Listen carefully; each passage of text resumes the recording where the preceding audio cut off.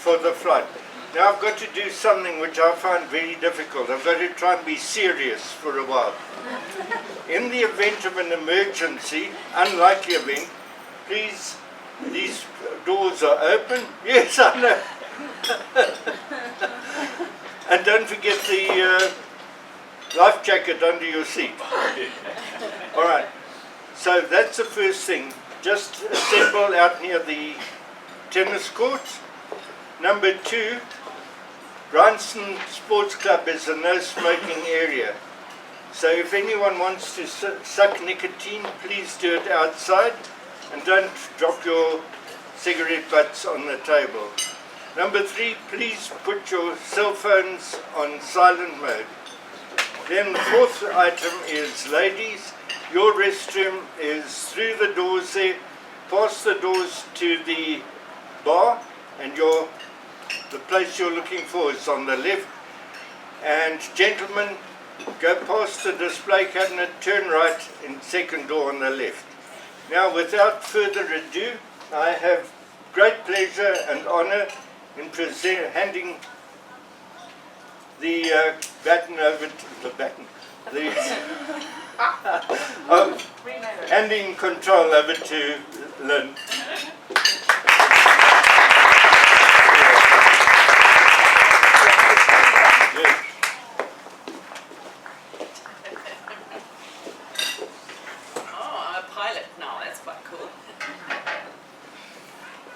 Morning, everyone.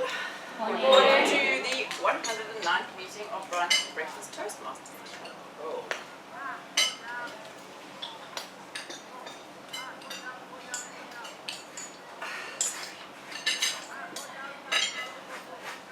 We have a number of visitors here with us today. Yes. I don't want to pick on you, but if you would, Jonathan, Diana, particularly, to my left, welcome. And thank you for being here. Do you want to share anything around why you are visiting us today? Thank you, I'm Diana, and I do quite a lot of training in my job. I'm in HR. So the point of me coming today is really to get more exposure to public speaking, because it is a phobia of mine. So it's something that I want to try and perfect and gain confidence in. Well done. Yes. Hi, I'm Jonathan, everybody, and I think I came here today just to see what the Toastmasters Club was about. I've heard it from quite a couple of people. I do get a little bit muddled up with my words when I do try and talk to a bigger audience. So I'm here to kind of learn how to talk, how to structure words. I want to know what this whole club is about, so I'm here to visit and see what it's about today. Thank you. Welcome. I need to go closer because I haven't met everybody yet. Hello, Elsie. Would you like to share anything with us? Sure. My name is Elsie Rotewa, and the reason I'm here today is because I do a lot of public speaking for my job, but also I've come to find that when I'm in meetings and I'm passionate about something, I find it very hard to get my point across because of the passion. So I need to find a way of holding that skill and doing it together. Thank you.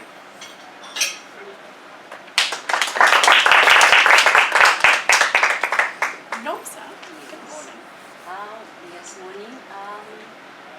I'm Nomsa Dlamini.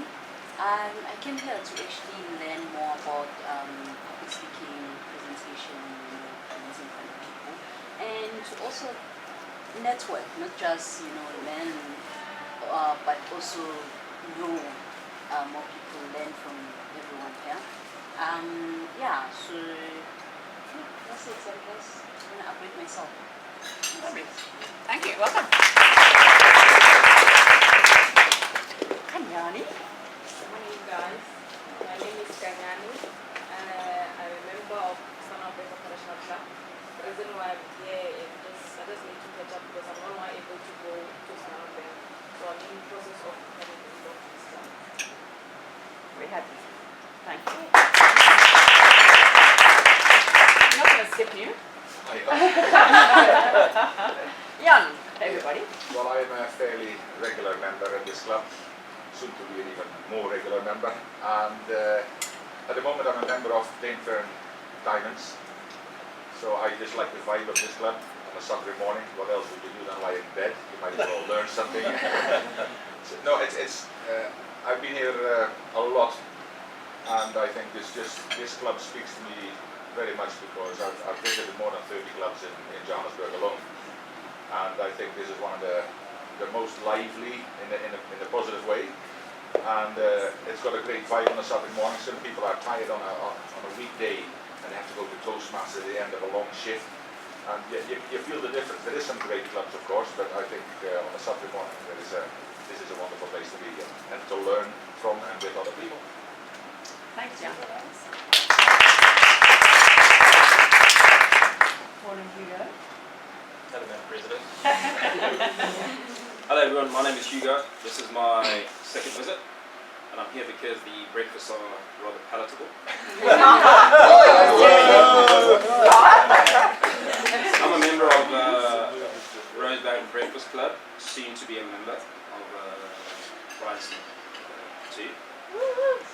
And like Jan says, I think the vibe is incomparable to most clubs. Hence the reason I came back. I mean, I was here, I think, several weeks ago. Absolutely loved it. Very, very different to Rosebank Breakfast Club, which is what I'm used to. But even within that difference, there is just so much more to learn and to enjoy. So here I am. Yeah, thank you. Kaniso, do you want to share anything with us? Hello, I'm Kaniso. Good morning. I joined this club just because I want to learn, restructure my confidence again, because I used to have a lot of confidence. I used to speak well in public, and I just want to get there, and I hope this group will take me there.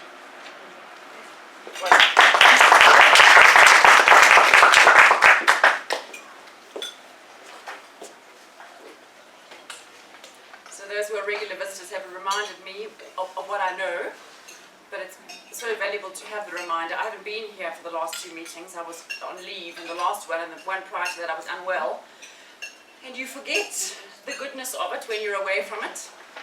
And then you come back and within half an hour you're reminded why it's incomparable.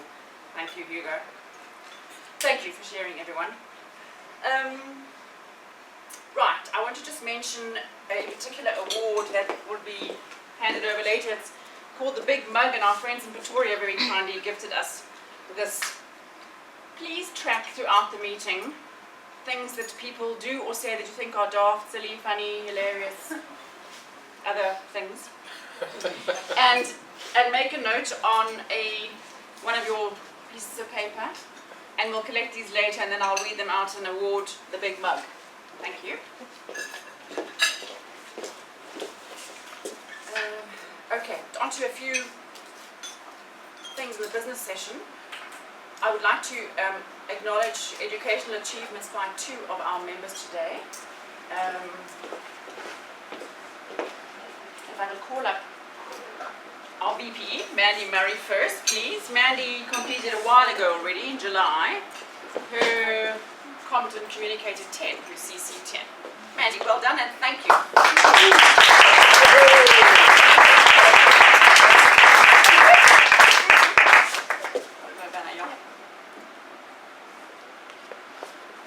you.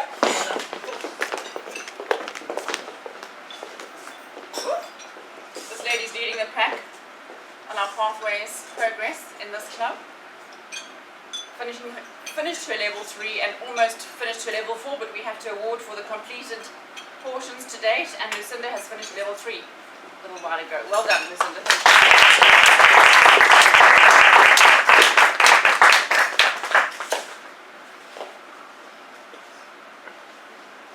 Thank you. Welcome.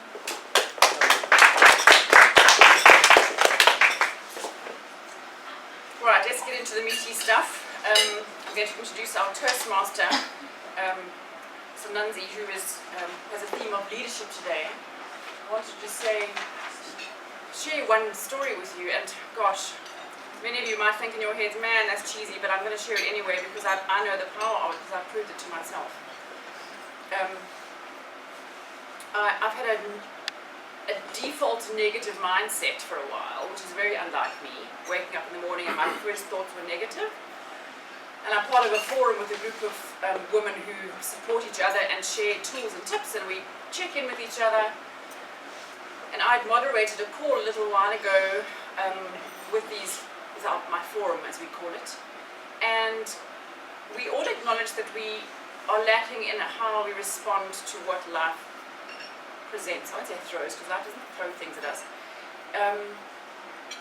And one of the things that we determined as a tool is the benefit of being thankful and grateful and counting one's blessings. But as is true of any habit that's worth forming, without consistency, you're likely to not reap all the benefits of that habit. So I have a stone that is a beautiful blue shiny stone that sits on a rug in the center of my room, and I walk over it multiple times during the day. But my routine now is at the end of each day, I stand on my stone and I feel gratitude before I say what I'm grateful for. And in the morning I wake up and I stand on my stone and I do the same. It might sound cheesy, but I promise you, my negative default mindset has changed. I wake up now and my first thoughts are positive. So I just wanted to share it with you, and you can take it away or not.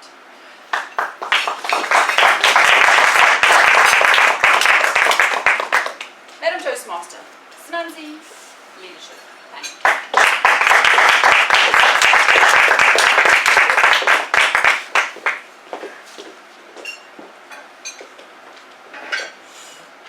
Thank you, Madam President, and good morning, ladies and gentlemen, and welcome to our 109th meeting of Bryanston Breakfast Toastmaster Club.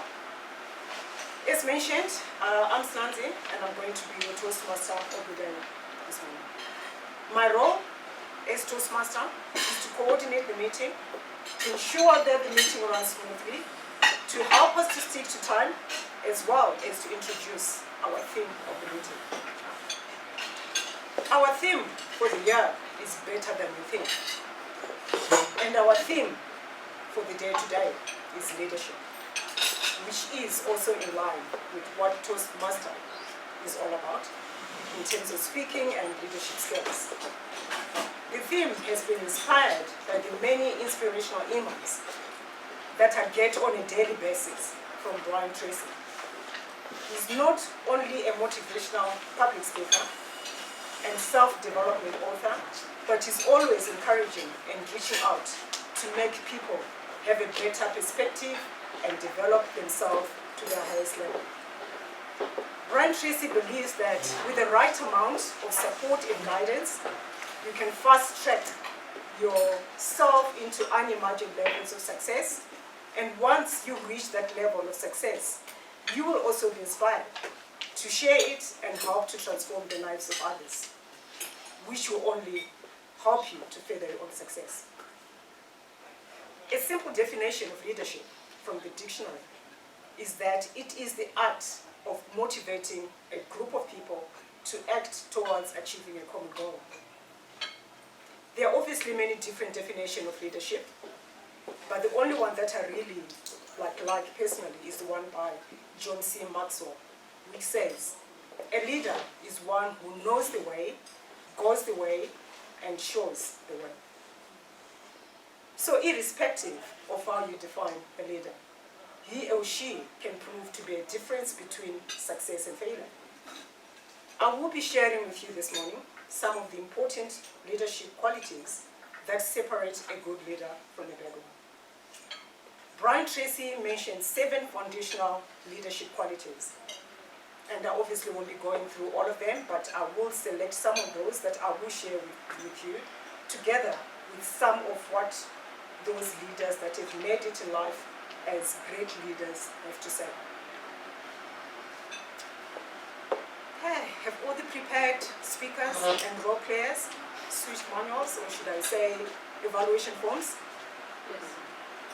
Okay, if it's not done, it's been done, then thank you. We'll move on. All right, and everyone should have a voting slip, which is one of these little square pieces of paper. Yes, that one.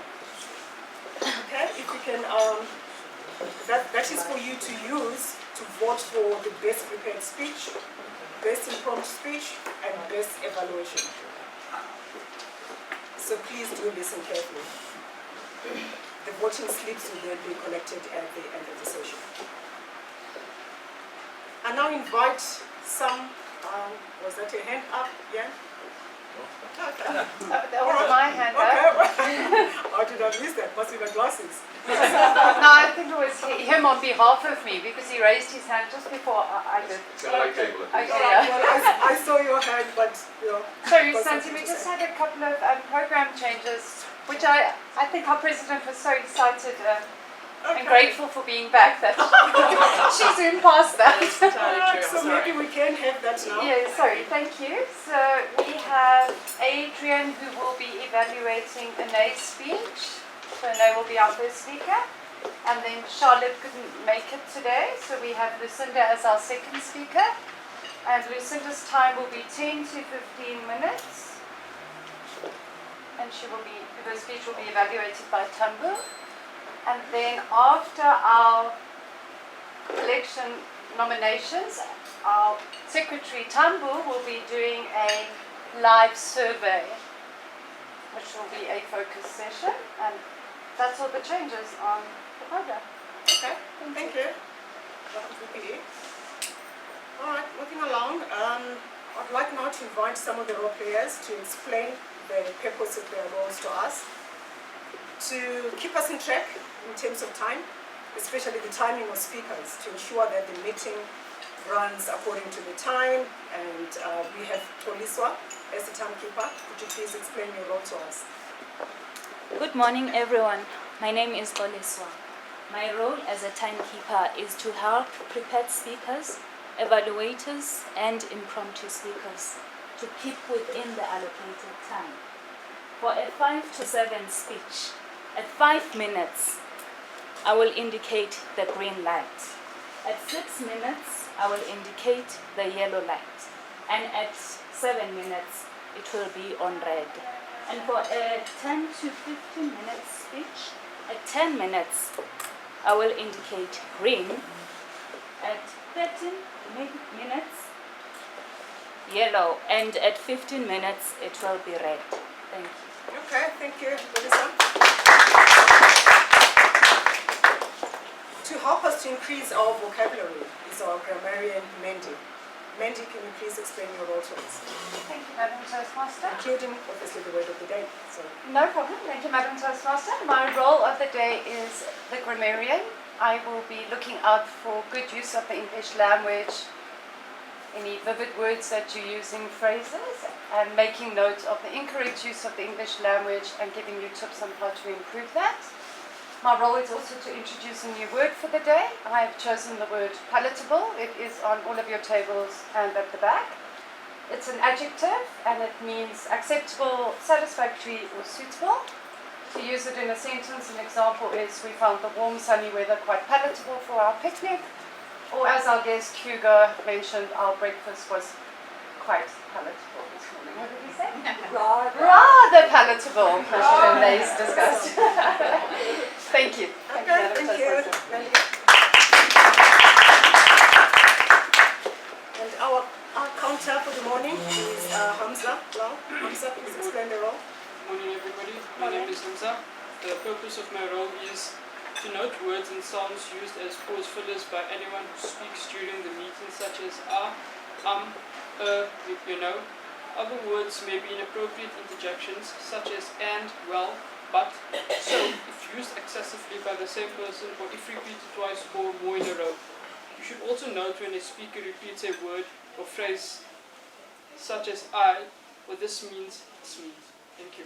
Okay, thank you, Hamza. And the evaluation chair today is Tambu Gomo. Tambu, could you please explain your role to us? Certainly, Madam Toastmaster. Morning, everyone.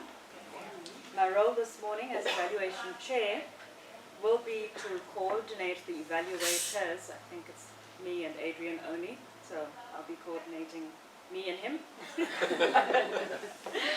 Trust me, coordinating yourself is a difficult thing. It's easier to boss other people around.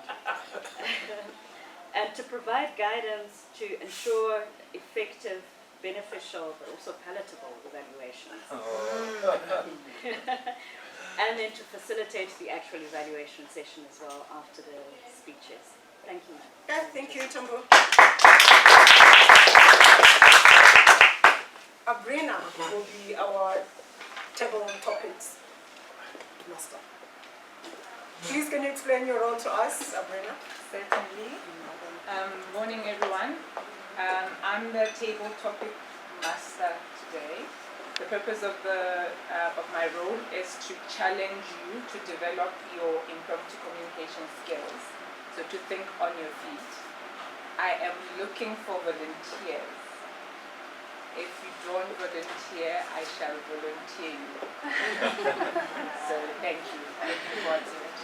Okay. Thank you.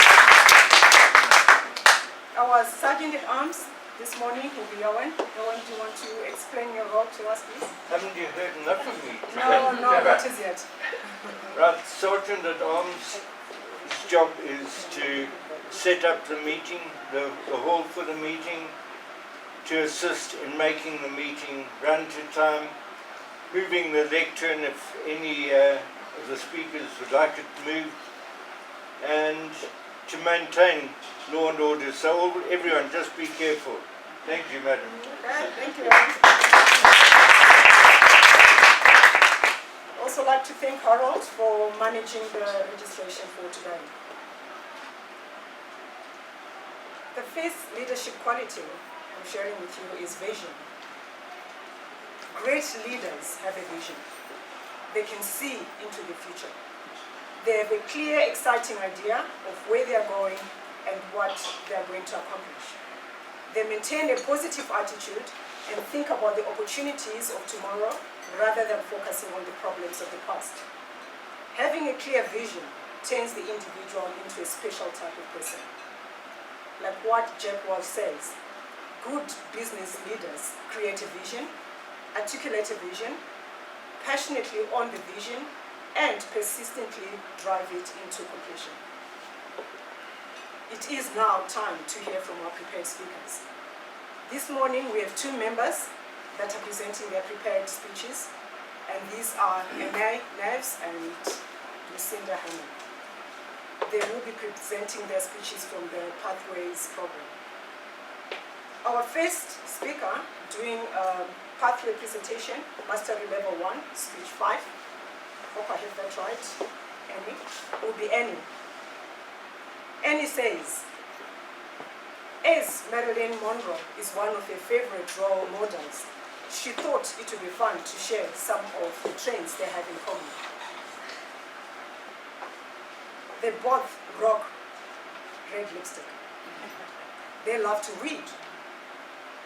They are dog people, notorious for being late. Extremely intelligent. Both love Frank Sinatra and both do yoga. Who knows? They may have been reincarnated. Adrian Hine, where are you? I'm right here. Okay. As the speech evaluator, could you please read the objectives of Annie's assignment to us? This is where I caught out. Has anybody got the evaluation?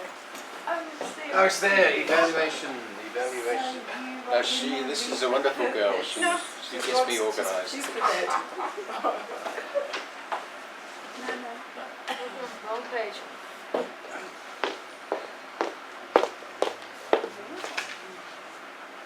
Aha, the purpose statement. You've got it now, okay? Thank you very much, Anne. The purpose of this project is for the member to learn or review basic research methods and present a well-organised, well-researched speech on any topic. Okay, thank you, Erin.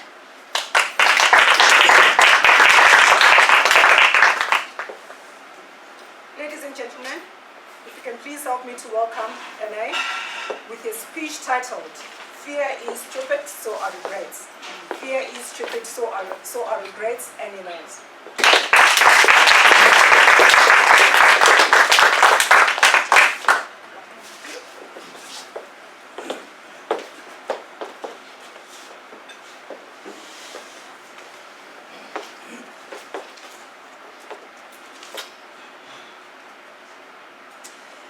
According to the Scattering Foundation of America, there are more than 70 million people worldwide who have a scatter.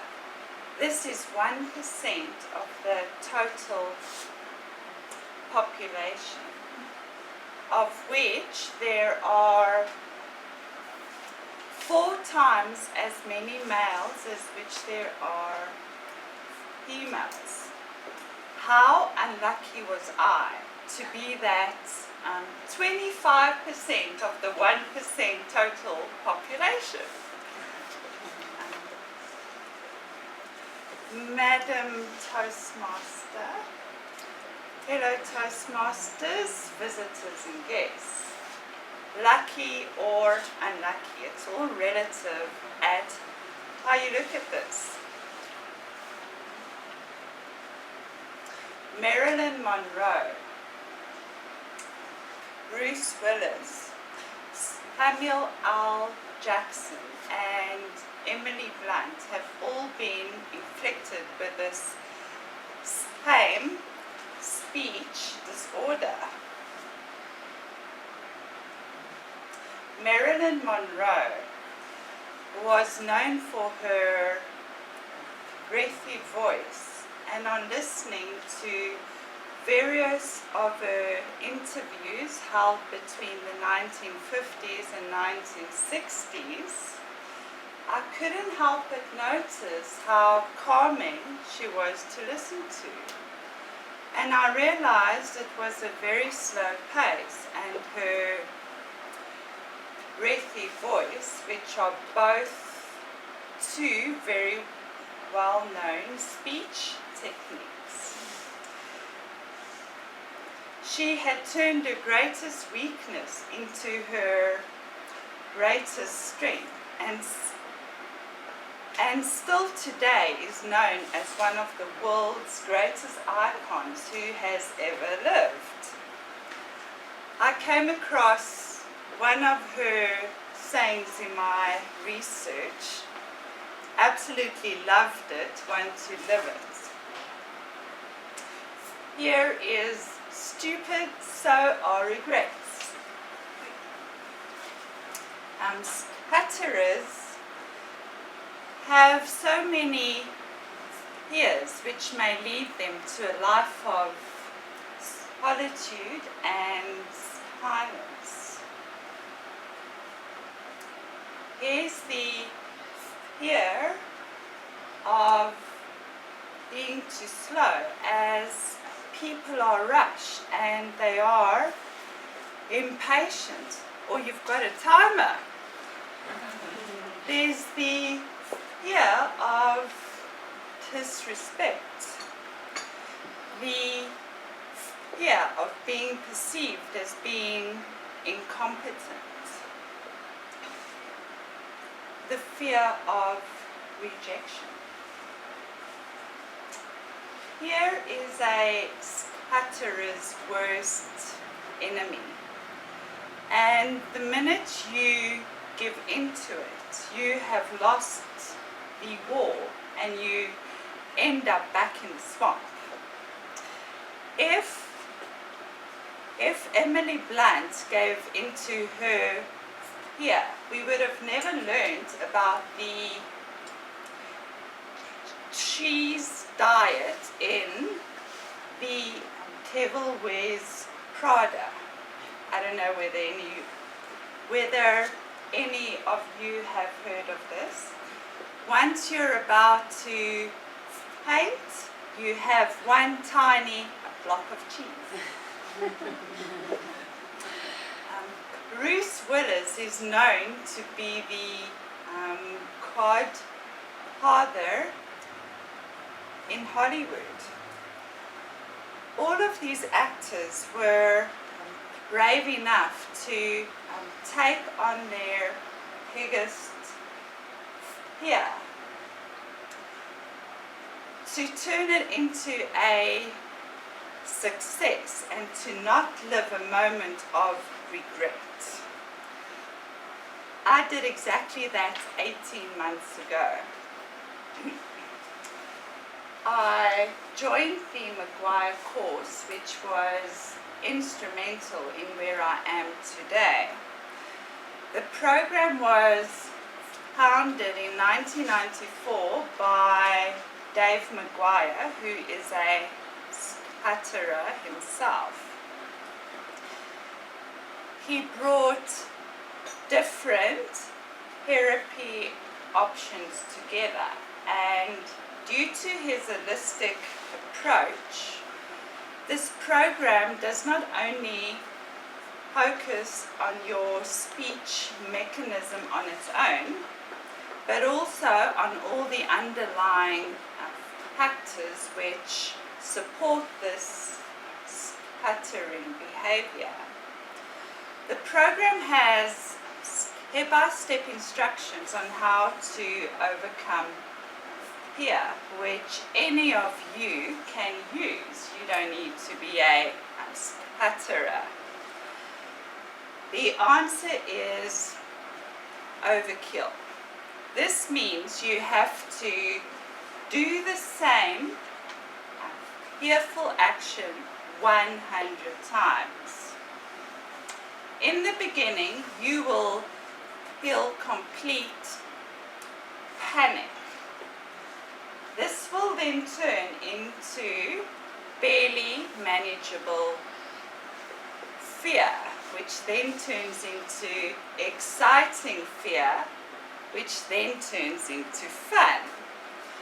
Once it becomes boring, then you know that it's time to move over to number 184 on that list. I'm pleased to say that I may be hovering around exciting here right now. John Harrison overcame his stutter purely by working on self-esteem and just getting his own house in order. He realized that his speech was a reflection of who he was as a person, his thoughts, his feelings. He figured out then that when all the components of one are more in the positive than they are in the negative, fluency improves. He termed all of these components the hexagon, and they are made out of intentions, behaviors, emotions, state of body, perceptions and beliefs. Once again, the hexagon can be applied to all of us. I've been on this lifelong journey, and I've learned that if you address your fears, you will start to feel free from all your self-imposed restrictions. As Marilyn Monroe said, fear is stupid, so are regrets.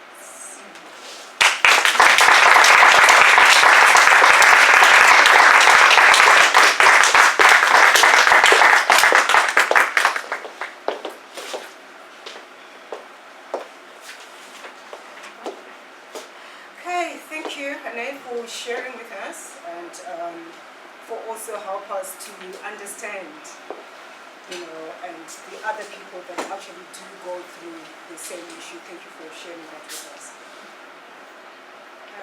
We move on to the second leadership quality, which is honesty and integrity. The The 34th President of the United States, Dwight D. Eisenhower, once said, the supreme quality of leadership is unquestionable integrity. Without it, no real success is possible. Honesty and integrity are two important ingredients which make a good leader. How can you expect your followers to be honest when you lack these qualities? Leaders succeed when they stick to their values and core beliefs, and without ethics, this will not be possible. We now move to our next speaker, who is Lucinda Hammond, and she's on Presentation Mastery Pathway Level 4. Lucinda has always seen the world rather differently. Normal, the status quo, and society rules have never appealed to her. Adversity, difficulty, conflict, and challenges do not scare her.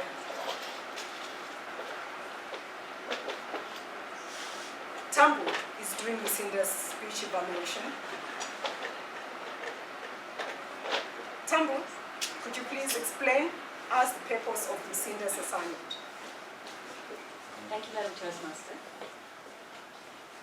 The purpose of this project is for Lucinda to practice the skills needed to address audience challenges when she presents outside of the Toastmasters Club, particularly today when she's presenting here. What I would encourage you is, as you think about evaluating Lucinda's speech, today we're not evaluating the speech content itself, but we're evaluating how Lucinda interacts with the challenges that she faces during the speech. Thank you, Madam Toastmaster. Hi, thank you, Tambo.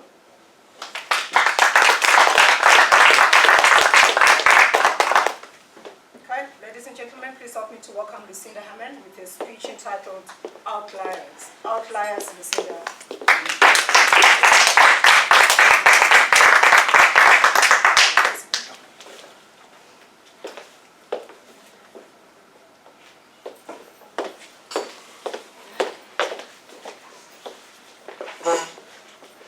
Good morning, everybody.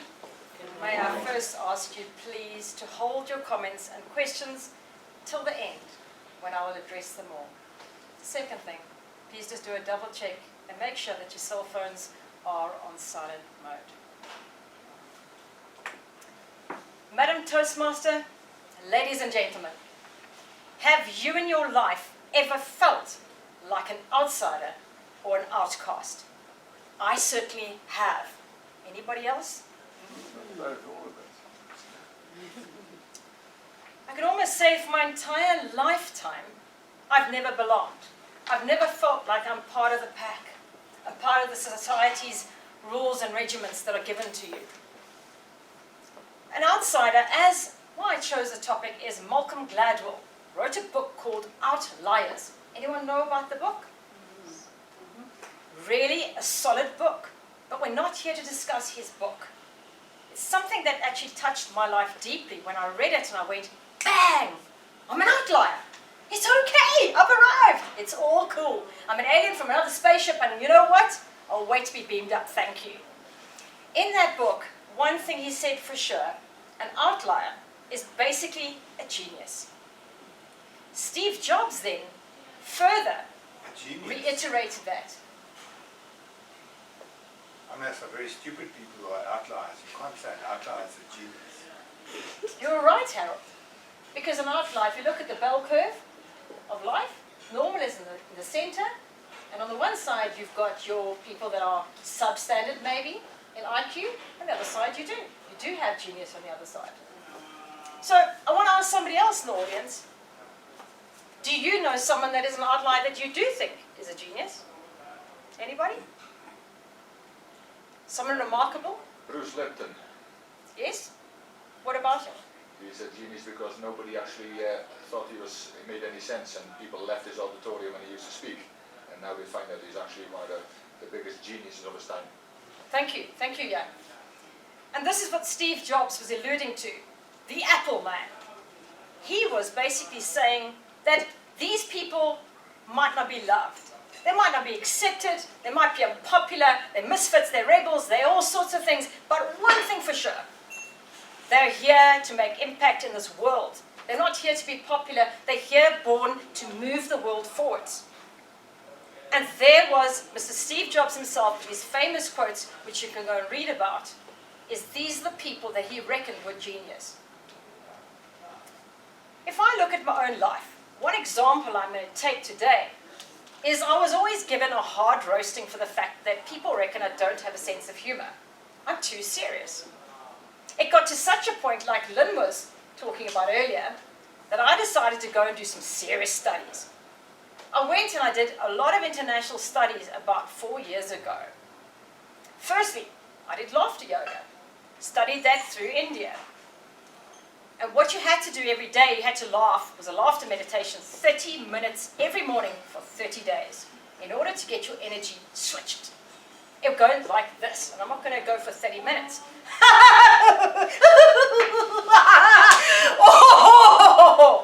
30 minutes. My dogs were so freaked out, they used to leave the building and only return when I stopped this hysteria. It didn't work terribly well. It actually probably made me more depressed. So what I did is then I decided to do care clowns of Patch Adams. The famous Patch Adams, you know who he is? Great man. He touched my life in a way that nothing else did. I started going to hospitals, children's homes, and I started dressing like a clown and going out there and entertaining people. That is what I wanted to do. And as I did that, as I went out, yes, there was a sense of joy. Going in and getting those children delighted, and they're ill and they're dying, and you go into cancer wards. It was amazing. But it still didn't change this humour thing inside of me.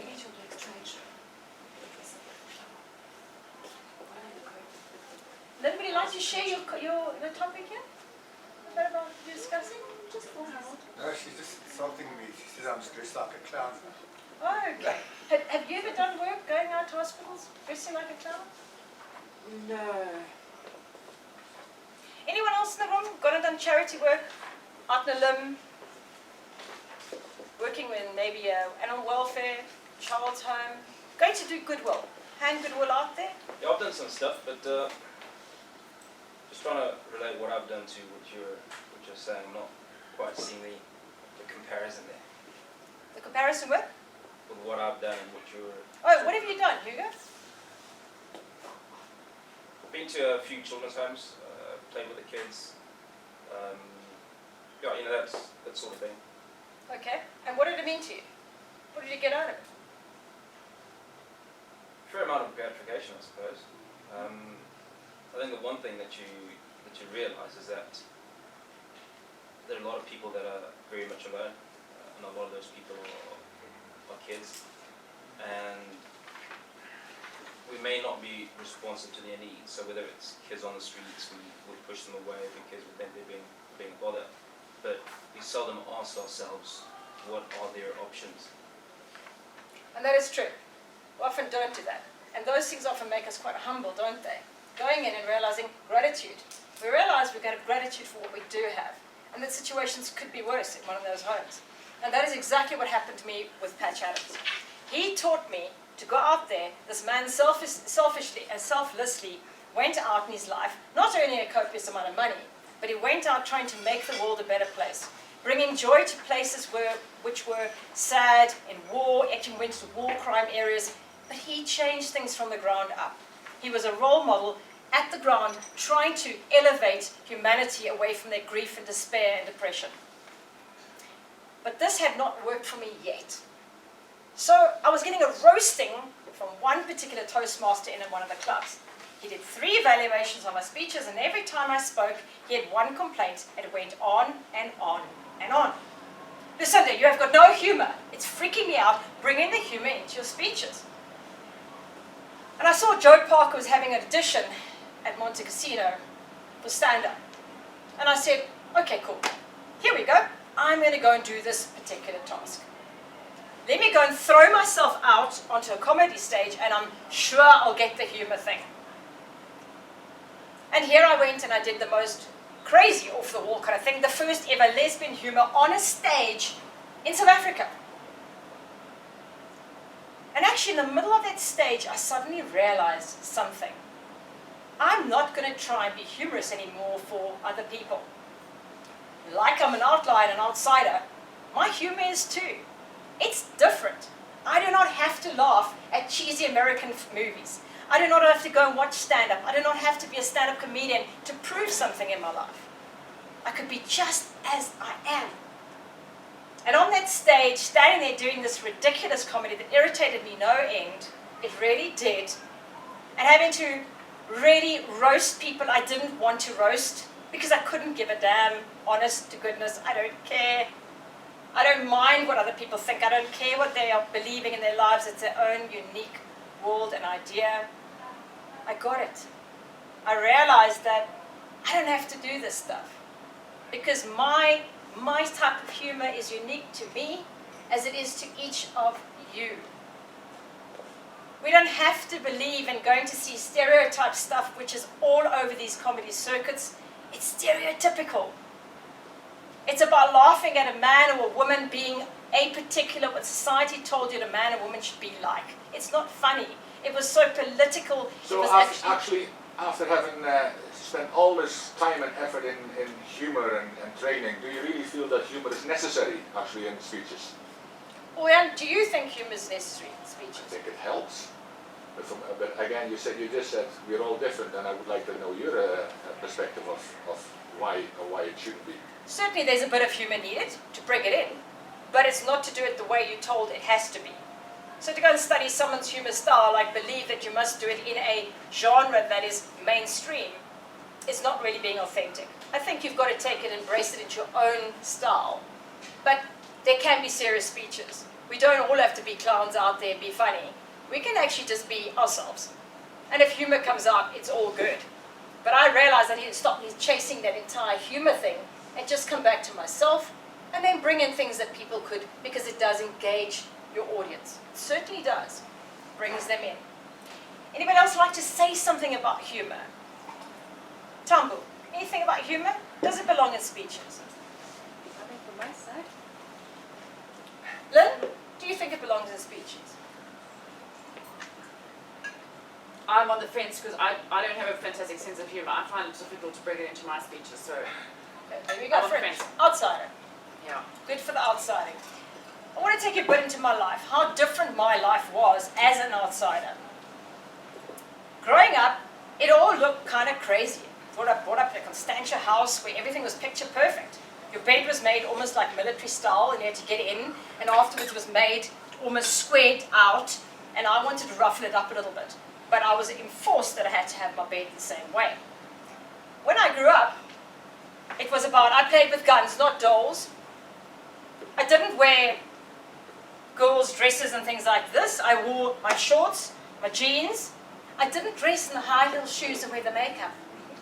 And that was kind of an issue for those growing around me. I didn't want a doll's tea party. I wanted to go and play outside, rough it. I mean, I don't know if any of you played a game called Skop die Blik. That was going out in the veld and kicking a can, and that thing was so entertaining, and it was just a tin. It was going to fetch tadpoles. It was creating your own silkworm little harvesting area. It was breeding guinea pigs, hamsters. There were so many other things I loved to do. I did ballet because I was forced to, and then I kissed a girl on the stage by age 10. The wings closed, and I was told to get out and never go back to ballet. So all the way through my life, I never kind of got into it. I never kind of fitted that mold too well. I kept on pushing the boundaries. I was the first woman in South Africa with my canoeing partner to come third in SA's canoe marathon, which is 42 kilometers of Roodeplaat Dam. We came third overall in the men's division. Never been seen in South Africa, never will be probably again. We made it to the 1996 Atlanta Games. Always pushing the boundary, always wanting to be one step ahead, never wanting to be average, never wanting to be normal, never wanting to belong in that bell curve in the center. Now, you're sitting here and wondering, well, what about me? Am I an outsider?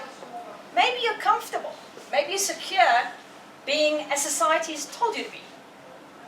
Stay in your box. I'm wondering about you actually, not me. Sorry? So I'm wondering about you actually and not me. And I'm wondering,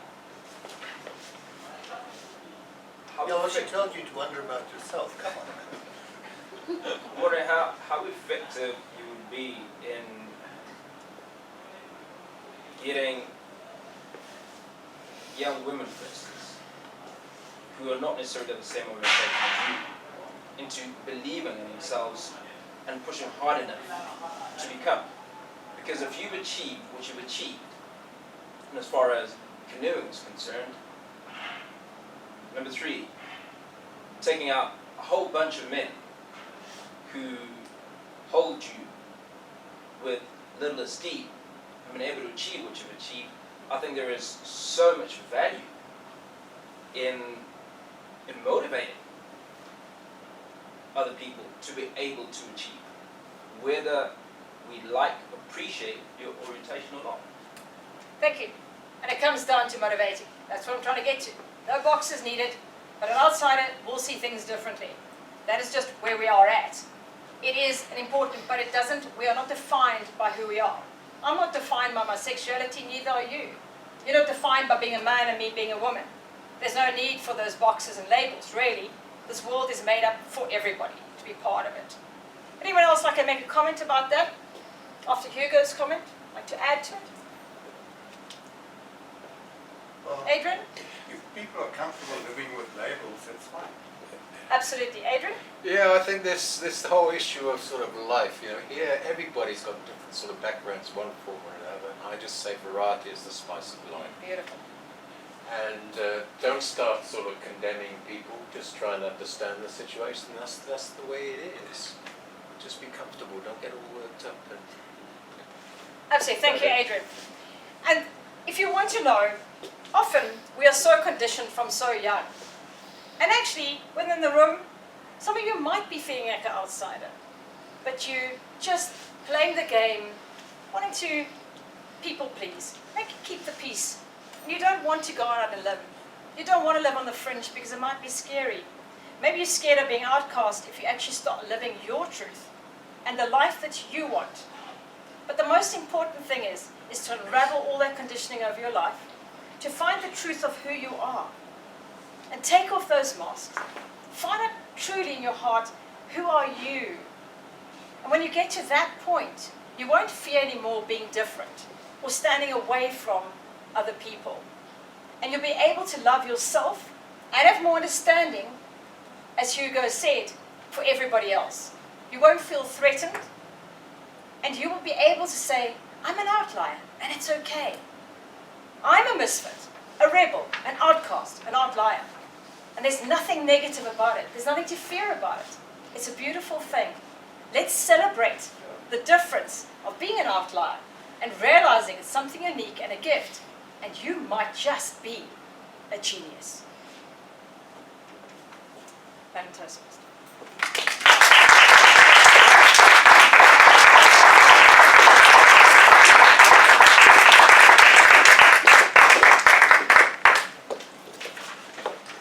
Okay, thank you, Lucinda. I think now we understand why adversity, difficulty, conflict and challenges do not scare you at all.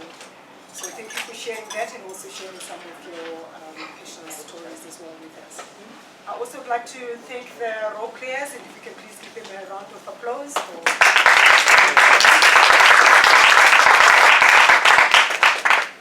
Thank you all. Our next leadership quality is courage.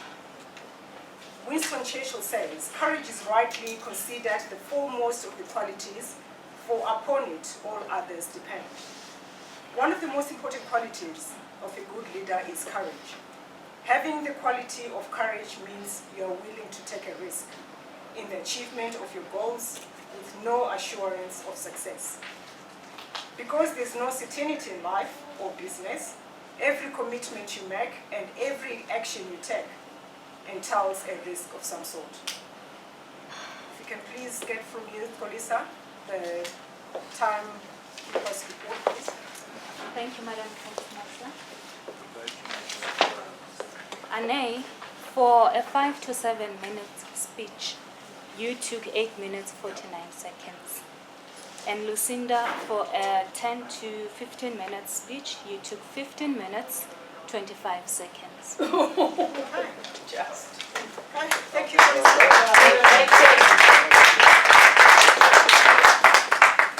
ladies and gentlemen, if you could please now take a few minutes to vote for who you consider to be the best prepared seats. You can use those white slips that you've got in front of you. And you can put them in a class. The sergeant in arms will collect that. Just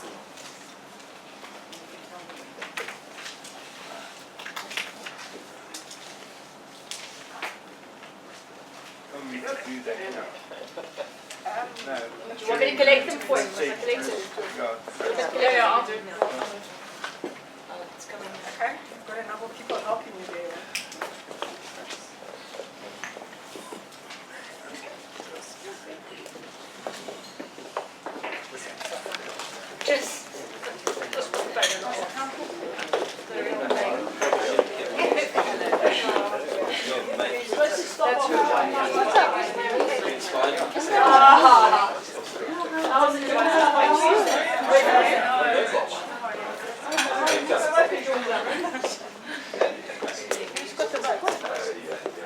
Yes. Okay, I'd like to think that all the voting slips have been collected.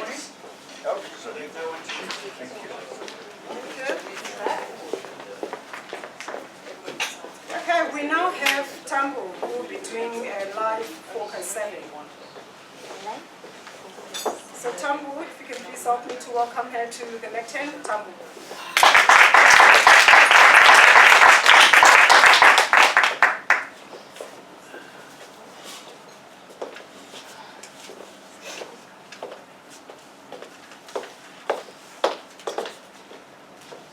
Thank you, Madam Toastmaster.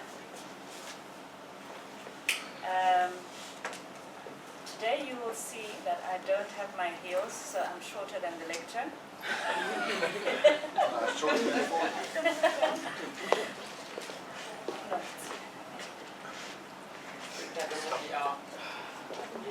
Now you can see me.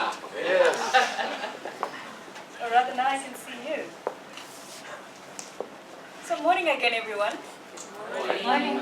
This is going to be a very informal session where we're going to just discuss a few things. Has anyone ever been to a focus group before? Yes? Yes? Good. So we've got a few experts that can guide the discussion in here. The point of a focus group is not to have one person talking, not to have everyone talking at the same time, but it's for us to be able to bounce off ideas and get an idea of different thinking and different perspectives and trigger each other's thinking. And it doesn't mean that we have to agree. That also doesn't mean, Harold, that we have to disagree with what everyone says, since you were the expert in the last session. I'm just, you'll find everyone tends to pick on. Just me. No, you don't, not all the time. And certainly not this time. In fact, I never disagree with you. So just a few questions for you that I would like us to discuss. There are no right or wrong answers, by the way. There are no right or wrong feelings. There's no right or wrong way of saying it. And I encourage you not to judge what you want to say or what you're thinking before you actually put it out, because we're just putting together ideas. My first question, maybe just to lighten it up a little bit, is I want you to shout out the first word that comes to mind when I say Bryanston Breakfast Toastmasters Club. Breakfast. Beautiful. Relax. Amsa, can you jot those down for me? Breakfast, beautiful, leader, relaxed, speaking, fun, learning, Saturday. What else? Welcoming. Great.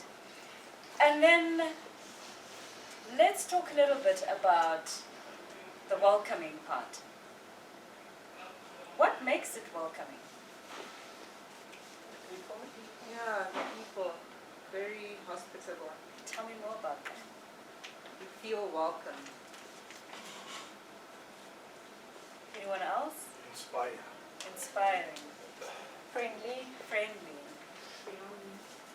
belonging. That's great. So you'll be visiting more. Very palatable. Palatable. An extra point over there. Oh wait, this isn't about points.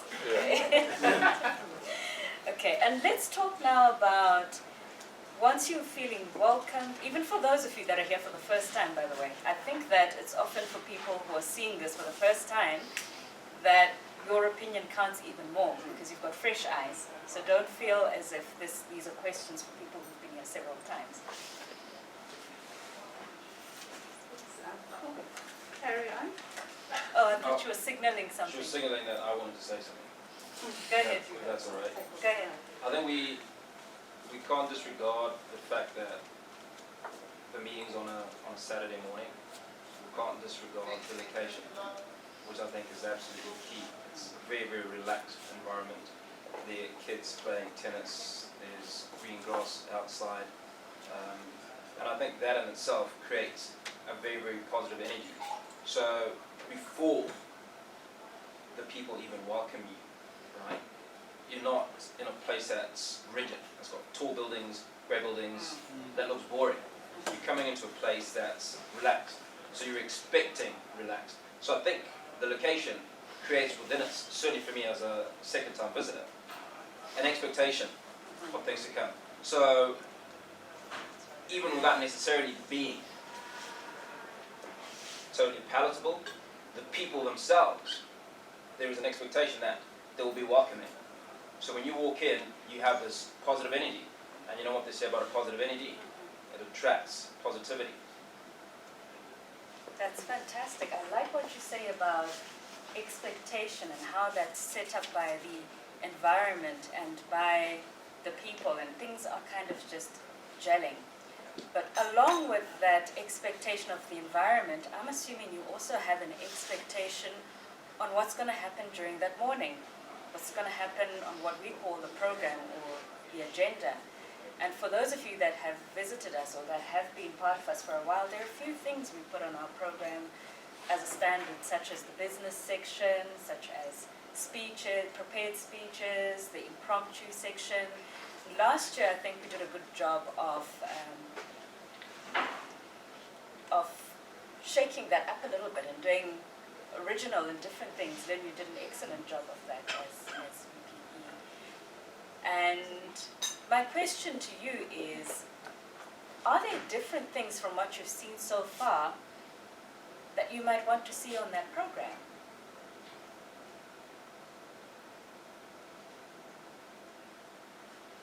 Some of you might have. Go ahead. I won't speak to specifics, but I think it's nice to add educationals from time to time. That just to give us tips and tools on how to handle specific moments in the program as an individual better. Fantastic.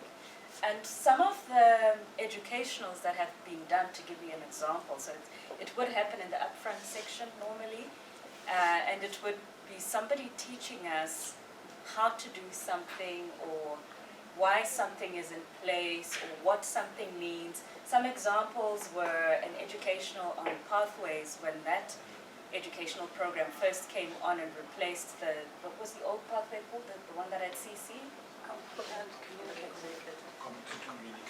Yeah, but yes. So somebody did an educational on the new pathways and what it meant and what the difference was.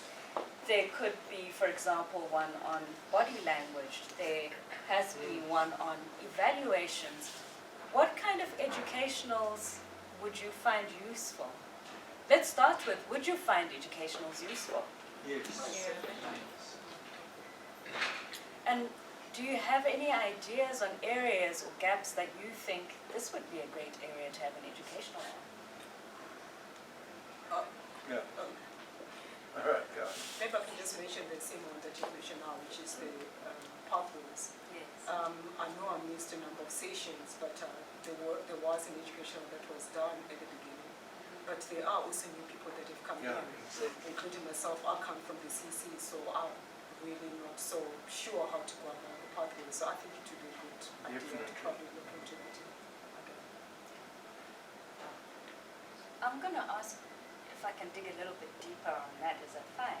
Oh, yeah, sure. Because I think pathways can be quite broad, and then I can go, great, yeah, I'll do one on pathways, and then do something that totally doesn't relate to where you feel you need help. Would you be able to tell me a little bit more about where we can start with pathways, or where your biggest snag is with pathways? I think you just said where to start with pathways. Where to start. Where to start. Yeah, Because that's now, it.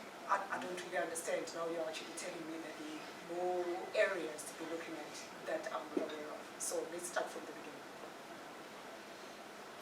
Johan, I think you were also mentioning something? Yeah, also, pathways is entirely new to me. I'm still trying to do advanced communications. And as soon as I've done this one, I've got to go back to pathways. I really don't know anything about it. Like, I've heard a lot about it. I need to know more about it. So, hearing about it versus knowing more About it, yeah. details. Okay. Tambo, would it be better to do a presentation about that, as in showing people how to log on?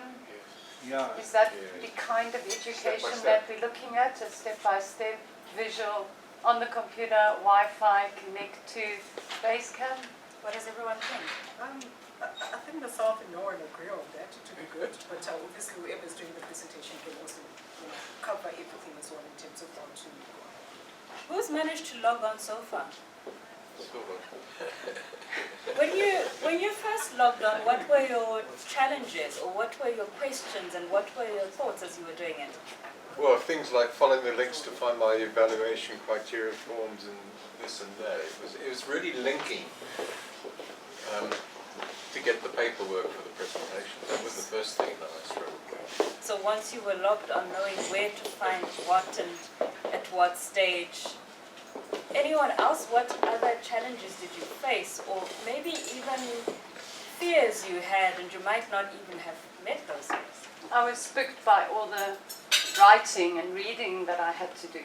In the actual assignments, or just in general, as I went on and I did my assessment, and it popped out what I can be and what I should choose and what I can choose, and then it sort of said, okay, now you're ready to go, and I was like, and all this reading, and I was kind of like, but what am I ready to go in? And then if I see the purpose printed out, it's so small, it's so little, it's 3 lines of the purpose of what to do, so it just becomes a little bit like, I'm already having a hard time picking a theme or a topic. I have no specific guideline. Great. Yeah, I think in a way, looking at pathways now, I think we've been spoiled with the old system.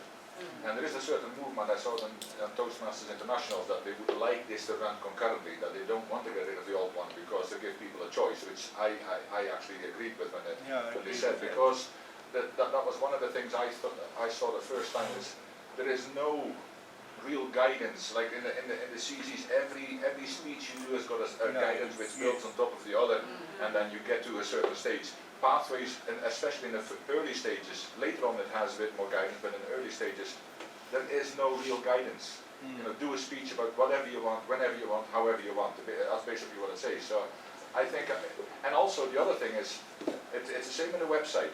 If you put too much stuff on a website, if a 1 page is much better than 20 pages, because people get overwhelmed, and the more information they get, the less likely they are to make a choice.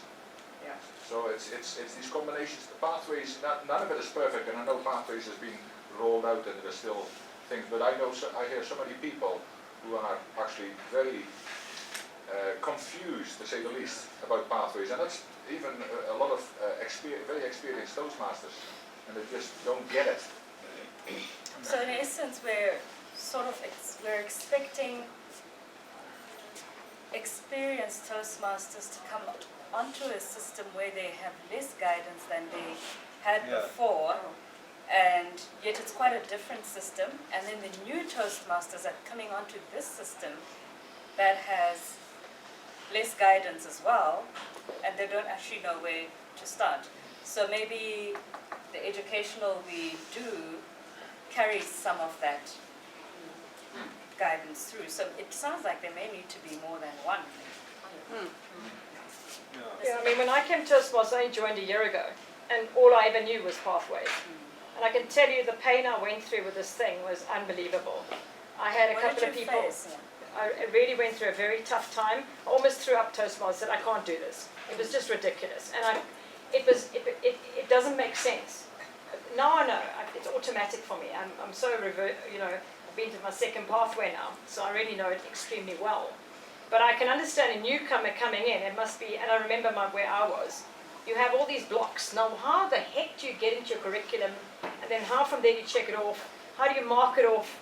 I mean, with my own club, I'm coaching at the moment. They're not ticking the right things to Toastmaster International. We're not getting our educational points. To me, honestly, I think your old system worked better, but I never even did it. Yes. I think having the two together would be better, but you know what? Change is a good thing, and change is something we're all opposed to, so one has to go with it. But I think they could make it a little bit more accessible so that you understood it.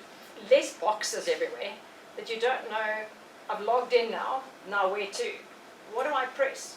Which box? From there, where do I swing to next? And you've got pop-up boxes you've got to close, and then it really is, I mean, I can just imagine for me it's a year ago now that I started with this, but I think it's definitely something to address and make sure people are comfortable with the pathway they choose. Because you get given 3, it doesn't mean you have to do it. There are 11 possibilities now. And go with the one you're comfortable with. I'll get to you in a moment, Sheila. Just to say, I'd like to hear more. So I understand that there are certain things about pathways itself that are not working, and it's good to know that. What I would now like to know on top of those comments is what can we as a club do to make that process easier for you while they are still finalizing possible changes to pathways in the form of educational. Yeah, I was actually going to speak to that. I understand the frustration that everybody's gone through because I went through those, and if I didn't have self-control, I probably would have gone through 4 computers as well in the process. But I think the issue for me, and the way I see pathways being modeled, is that pathways is not meant to be run independently of the human touch. The human touch was very prevalent in the last system, where everything was in books and manuals, but it's no longer there. So my encouragement to answer your question, Tambu, is I think VPE has got to be the pathways expert. So there's got to be an expert within the club, right, who goes on some form of training, right, and fully understands it inside out, and then offers the human element to every other person who needs assistance. Because it takes a lot of time to go through every single aspect of pathways. And many of us don't have the time and patience for it. So it gets very, very frustrating. It's a little bit different from reading a book, where, okay, if I'm looking for this particular item, I'll turn to this chapter or go to page so-and-so. But without that, it's going to be a problem. So I think in order to encourage and support, if VPE or somebody within the club took it upon themselves to get the necessary training, to fully understand it, it would allow them to demystify it for everybody else. And before you know it, it becomes pretty palatable. Question on that. What do we tackle, so in that human element, what do we tackle on a one-on-one basis? What do we tackle in educationals? I think you need mentors, honest. I think having a couple of people that are more experienced in pathways, and that people know that's my go-to person. To load your VPE up is quite a lot. Yeah, to get trained and understand it, yes, they are the face of in the educational side of it. Running some educationals, even quick and short, any problems, people give you questions and say in a meeting, 5 to 10 minutes, let's see where you're stuck right now, put it up, let's show you how to get through it. So maybe based on real problems that have recently been faced. Absolutely. I like that. I also think, we're trying to look at a whole picture. I think, especially for newer people, to take one step at a time. Let's do not one educational about the whole lot. Let's do one educational for step 1. So get people onto the pathways and explain level 1. And then maybe a month later or 6 weeks later do another short educational, because you see how many discussions we have. A short educational on step 2, on level 2. And just build it up like that, rather than throw all the information, because the attention span of people is short, as Hugo said as well. We haven't got the time or the inclination to go through it all, and that's probably another reason that we don't understand it, because nobody likes change, especially when you're used to the old system. We'll take one step at a time. Let's do a short 10-15 minute educational with a few questions and answers to make sure that everybody understands step 1. Also that the existing members can explain this more logically to new people. And then we'll take it to level 2 and level 3. Break it up into themes and bits. I also like that a lot. And then, can I just add something to what Johan has just said?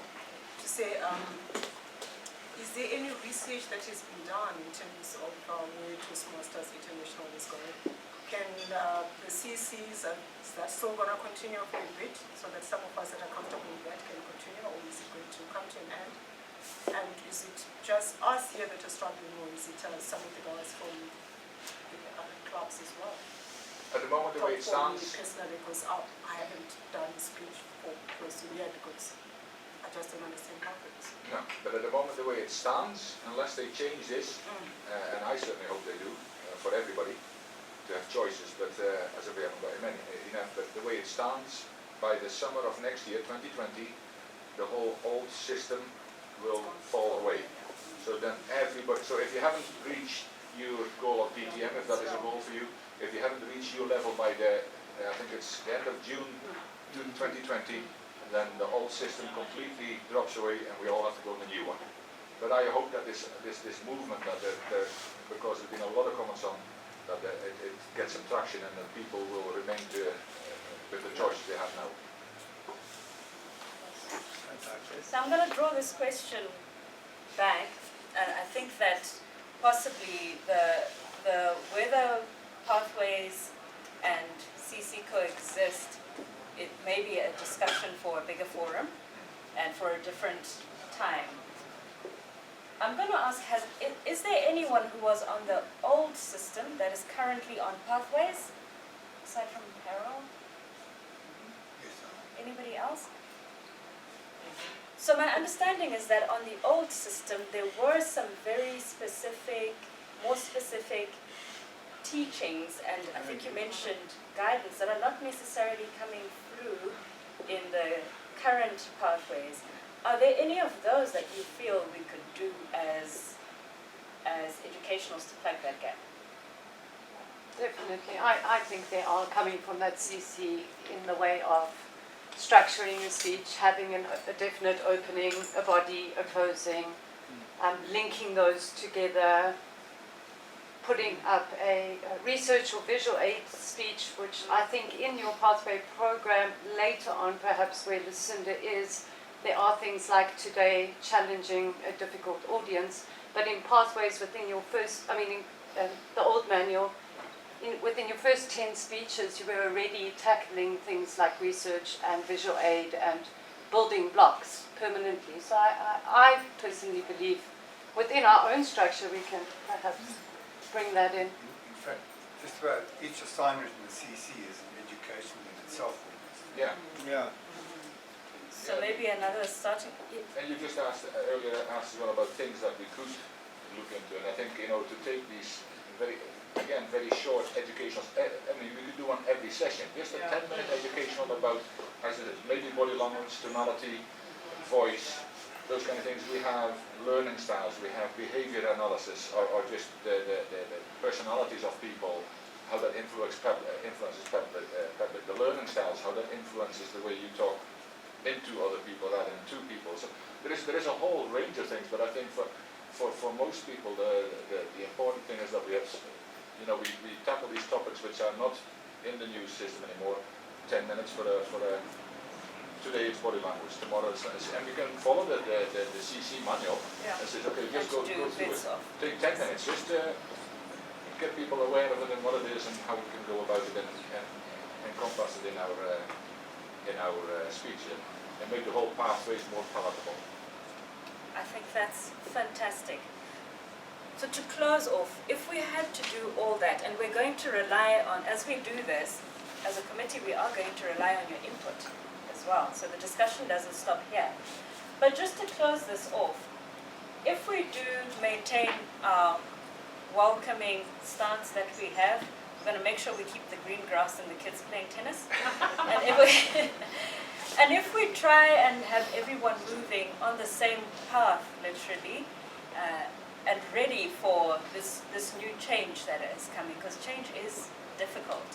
And we're equipping ourselves with the old and the new from CC from here. With all that happening in our club, and visitors, guests, you're also included in answering this. What is the end goal of how you would like Bryanston Breakfast Toastmasters Club to be described? Just one word.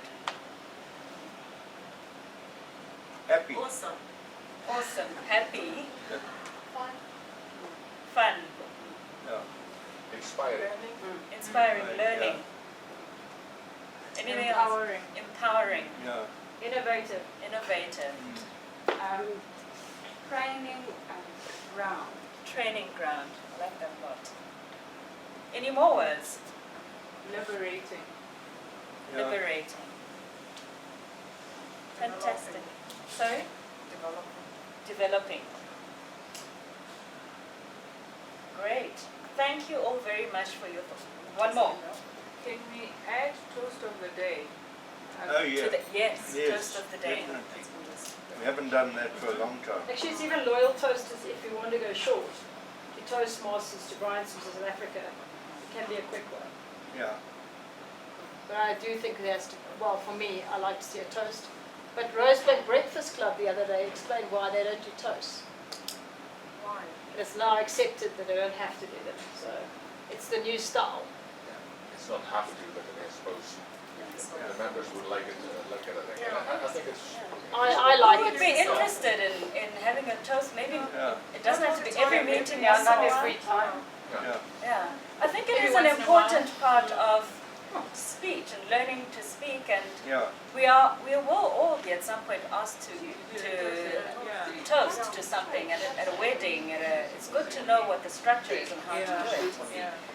How often would you say it would be relevant? Every meeting? No. I would do every meeting. Once a quarter? Yeah. Once a year? How about once a month? Never? Once a month. Once a month. Great. Last point to Yeah, the Toastmasters pledge. Sorry? I believe there's a Toastmasters pledge. Yeah. Yes. Now, I don't know if you guys have it.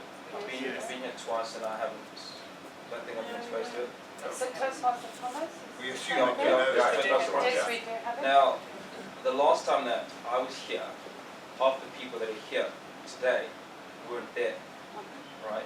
So I'm of the inclination that the Toastmasters promise, if I had my way, would be made every time we meet, because it speaks to what it is that we stand for, and it shouldn't be a part of some meetings and not others, purely because people are coming and going so often. You'd want that every time you're there, that you are making that promise. And for everybody who's coming and saying, I want to get a feel of what Toastmasters is about, I think the Toastmasters promise is a summary of that. Yeah, we Is used your to. recommend? Oh, go ahead. Sorry, we used to put the pledge and promise up on the wall. Yeah. And on But the now the tables. club have just repainted, and they'd rather we didn't stick stuff on the walls anymore. Tell me, yeah. I just want to say that it was manual to stuck this up on the wall. Hugo, would you? Yeah, absolutely. I'll have to wipe the presicle. Can you quickly recommend to us how you would think that Toastmaster Pledge would be displayed? Because our walls are up for now until they get a bit dirtier.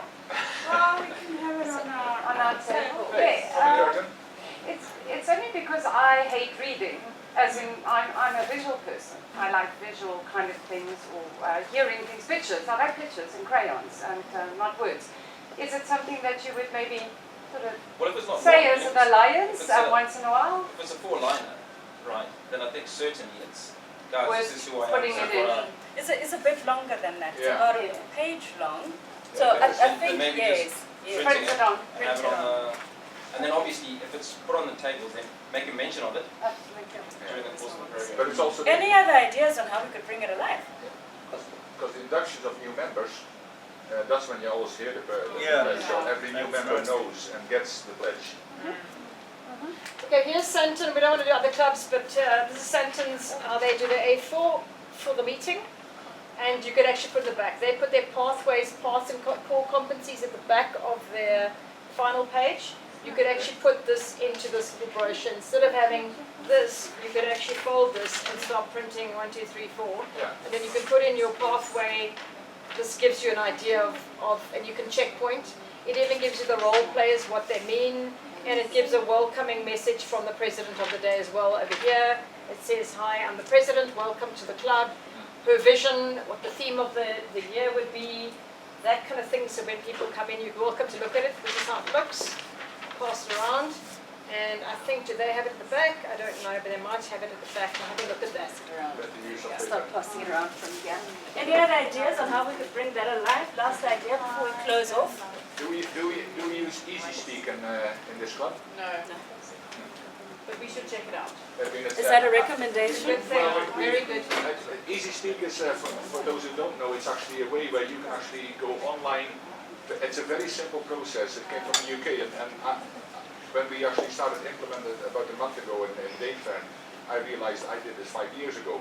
And you actually go online after the meeting. Sometimes you already get a role and you volunteer for a role, but you can go online and indicate whether you will be there, and also indicate which role you would like to play. And you can see if other roles are already filled. So it actually makes life a lot easier for everybody. And if you want to do a role, go on Easy Speak. So it's dedicated to the club, and also once you start doing that, there's also a place in Easy Speak where you can see your own progress and everybody else's progress in the club. So you start filling in where you are in the, so it gives you an overview of the club, but also even more important that on a 2 weekly basis you can put in your role there and say, I would like to speak. You put your title in there, it's already logged. The same as if you would like to be the Toastmaster or any other role, and it makes life very easy. And it's not a Toastmaster international thing, but it actually came from the UK, and more clubs started to implement that. Fantastic. Just a thought. Thank you. We'll look into that as well. Thank you everyone for your participation, for your ideas. If you think of anything else that's triggered at some point today, later in the week, please just message us on the WhatsApp group or email us. We're happy to take any suggestions. Thank you, Thank you, everyone. Thanks,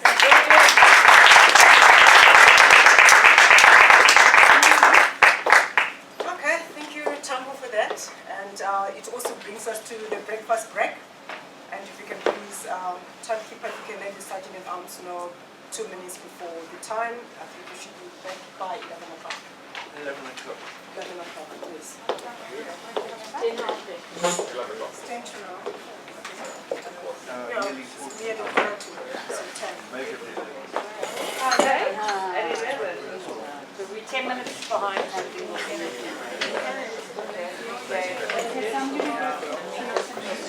Okay, my friend.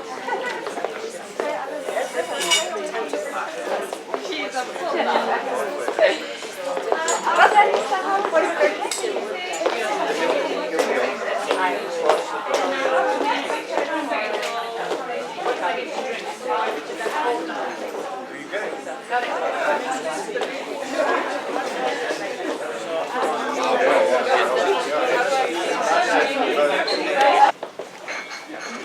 Yeah, I'm just giving everyone 1 minute to get finished taking their breakfast and sit down. When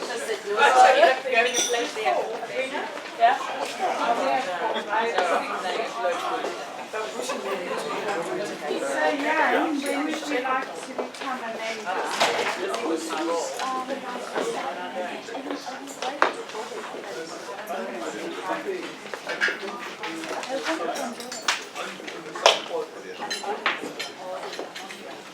Okay, I've told Tambu they'll come in when they're ready.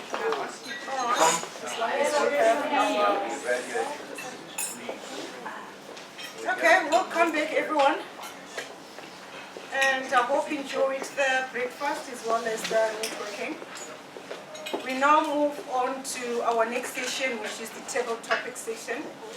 And we've got Abrina, who is handling that, so if you can please help me to welcome Abrina.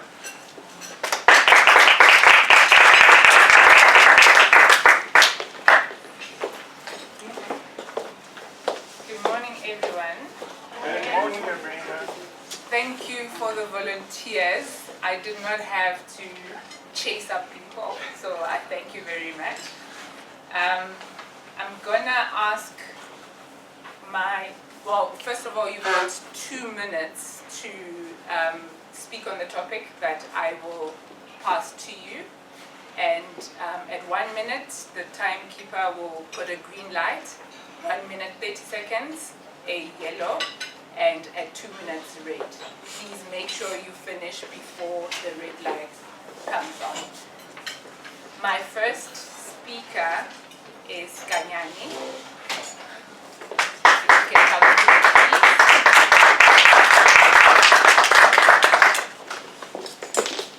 And I've made the topics very simple so that you don't stress about the topic, you focus on the speaking. So the question to Kanyani is, what is a negative thing that happened that made you think life sucks, but now you're grateful for? Ladies and gentlemen, Kanyani. Thank you, Madam Table Topic. For quite some time, I was telling myself that I cannot stand in front of people like this. I thought my English was not good enough. Then one day I saw a Facebook advert about Toastmasters. And then I went through the website and I read. So I was like, okay, as they always say, practice makes perfect. So for me to be able to communicate better, I need to practice. If I always keep quiet, I'm not gonna be better anyhow. So I was like, yes, I feel fear standing in front of people, but one of my mentors once said, feel the fear, but do it anyway. So I told myself, you know what, I'm joining Toastmasters. Let's see what it helps for me so that I can be better.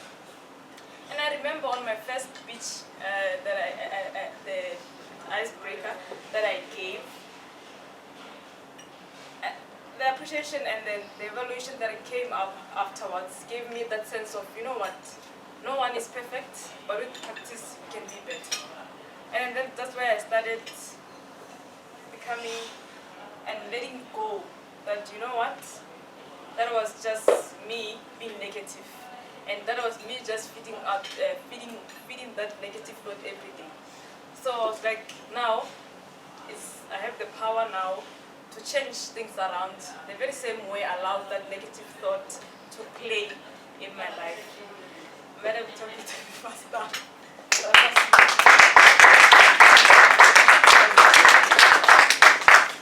Yes, it's all about taking the first step. So, like Ane said, fear is it's stupid. If you think about it, if you analyze it, fear is stupid. So just do it anyway. Do it scared anyway. Thank you, Kanyani. My next speaker is Nomsa. And Nomsa, if you can come through, please. Ladies and gentlemen.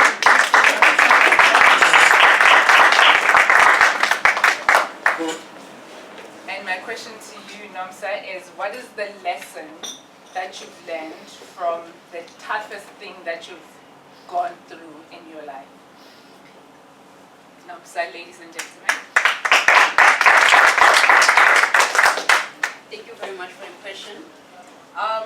So I'll start with saying the topic, mentioning what's the toughest thing I've faced. I think recently, like at the moment, basically, at work, I'm kind of like not motivated, I feel powerless, sometimes I feel like, my own bosses are not into the business, I'm this person who's very ambitious, very, active. I'm this person with energy, so I want to get inside the workplace and be like, hey guys, what's happening? Let's do it, and you know, and I want that energy. So at the moment, not even at the moment, like even from last year for some time, it's been, you know, downgrading, and I let myself actually take that whole energy from, you know, the environment. I let it in me, and I ended up thinking negatively, thinking, why am I here? Oh, how am I going to survive here? What have I done to I haven't done? It doesn't matter if I've achieved something or not. Actually, no one cares. And for some time, I was so, you know, down, and I even applied for some jobs and went for some interviews, and even in the interview, I get there with the same energy from work, and I'll be like, my name is Nomsa, whatever. I have that negativity. And I learned something, that you know what? Like, Lucinda, right? Okay, sorry if I'm getting your name wrong. Like, I realized, you know what, I can be an outlier. I can decide for myself to be an outlier in the workplace, to be just, you know, different from everyone else, and make sure that whatever energy that is around me, I don't take it. I don't take that negative energy and apply it in me, apply it in my life. I decided to start watching motivational videos. I decided to doing what I think it's you, ma'am, who said you wake up in the morning and stand in your stone, and you know. So I decided to take the ideas. I posted notes around my room saying, I'm a leader. Okay, in future I want to be an economist, so I'm an economist. I'm not yet an economist, but yeah, you know, I post notes that say I'm motivating, I'm inspired, and all that. I started doing stuff, and even talking to myself in a mirror, you know, I started doing stuff that will get me motivated. So the lesson I learned is that you don't have to take what is around you and take it for you and use it to you. You just have to decide how to use the environment around you and achieve be the best. How can I put it? Come out of it and be the best person you can be out of that environment. So what I want to get into is that today I've decided, not today, but yeah, but I've now decided that for me to be motivated and for me to be the great person at work, let me be an entrepreneur on the side. Let me get my own stuff going on the side that will get me motivated, so that when I get to the workplace, I get in with the energy, you know, that ambitious same energy, and don't let don't let that, whatever happened. Yeah, thank you. I'll be good next time, trust me. No, that's good. She actually said she's scared to speak in front of people, but look at that, she's been very on. So that's very good. Okay, and then my next speaker, if I can have Olivia, please. Olivia.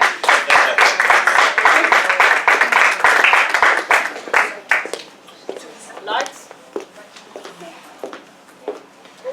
So Olivia, I'm going to ask you this question. What is the dumbest thing that you feel you have done in the past, and what have you learned from it? Wow.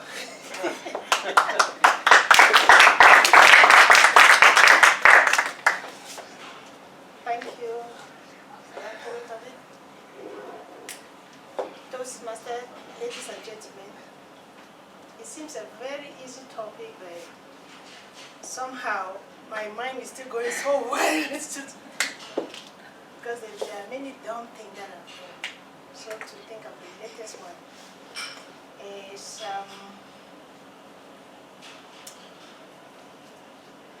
okay, when I lost my husband and I went to get help to come out of depression, and the person who was trying to help me say a few things that I have to do, and with the doctor to get some medication.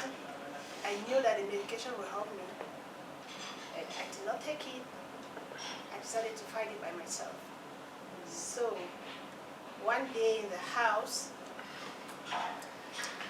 I was preparing food for just helping in the house and the people visiting.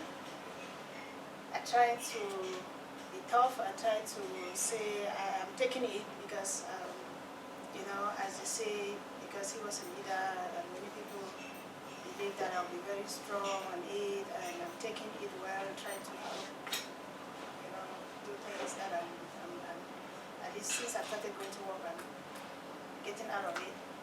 And before I found it, they were giving air on me, fanning, I didn't know what happened.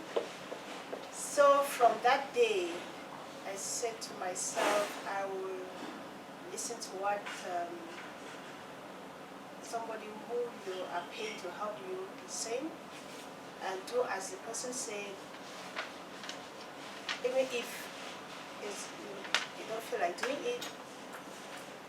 Then from there, I started seeking for other help that will not be like to take medication. Then I went to Robin Banks, some of you already know, who's Mind Power, and there he kind of emphasized on the power of the mind, your mindset. That your mind is like a garden of fertile soil, which, you know, in the garden where there's fertile soil, whatever you plant on that garden will grow. So if you put negativity, you get the negativity. If you plant wheat, you harvest the wheat. So if you plant good crops, you're going to get the good crops. So then, there was no medication in that, so I listened very well. And then he talked of how, you know, if I put it that, yes, he was sick and he is gone, it's like a race that you're running. The baton has been given to you. You have to continue that baton and carry on with his legacy and not turning back, thinking that because he is not, you're not going to survive without him, then you will be able to rise up to the level which you have a future to go with. So from that mindset, he introduced me to Dr. John DeMartini, and who then encouraged me and said, he asked me what we were doing. I explained to him and the challenges that I was facing then and what now was giving me all the stress and depression. Then one of it was the fact that he was the leader of the company, and because I was doing a lot of work behind the scene, I was not the leader myself, but I could talk to anybody because we used to deal with even head of state, former head of state, ministers. I could talk one-on-one, or I could talk with them on the table, but I could not stand in front of a crowd to talk. So, and that was, when I think of facing the crowd, I feel like there would be nothing that I could do. So, through Dr. DeMartini, I was introduced to Toastmasters. So, from my dumpers that I did, now I learn a good lesson from it. Thank you.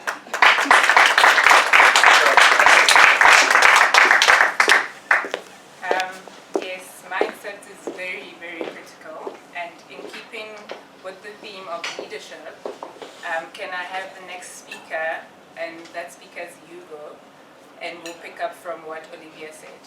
Hugo, please come through.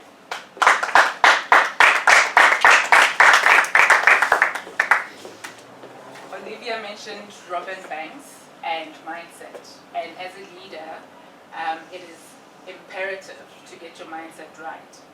What are your thoughts with regards to mindset, and what is the one belief system that you had to turn in order for you to be a great leader?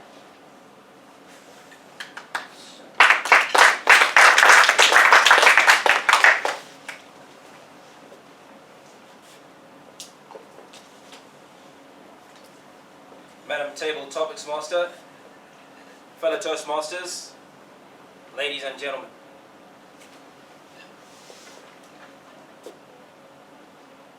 Procrastination is probably one of those things that many of us, if not all of us, can relate to at some point in our lives. So, whether it's, I'm going to start gym and make sure that by the summer I look as fabulous as Mandy.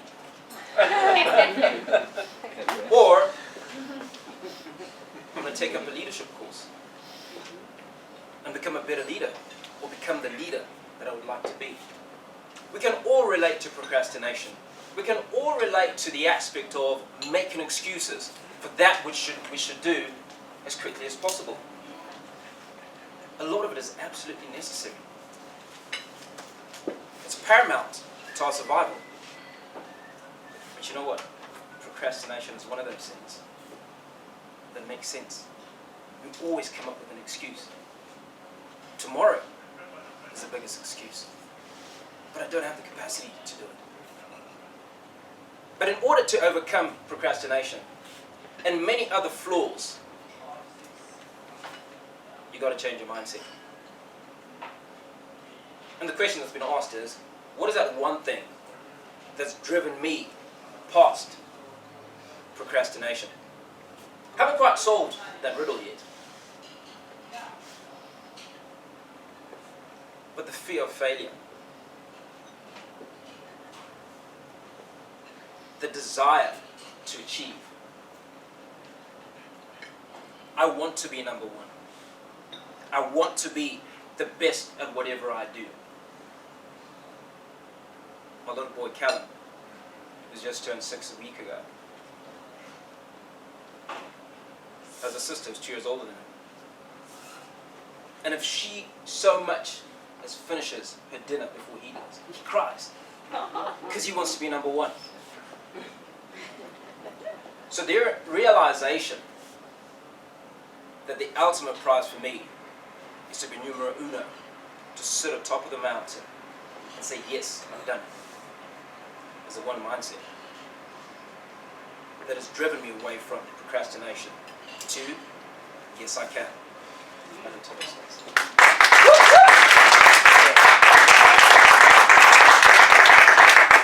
Thank you, Hugo. And I'm sure we can all relate to procrastination. So thank you for highlighting that. My next speaker is Mandy. If you can come through, please.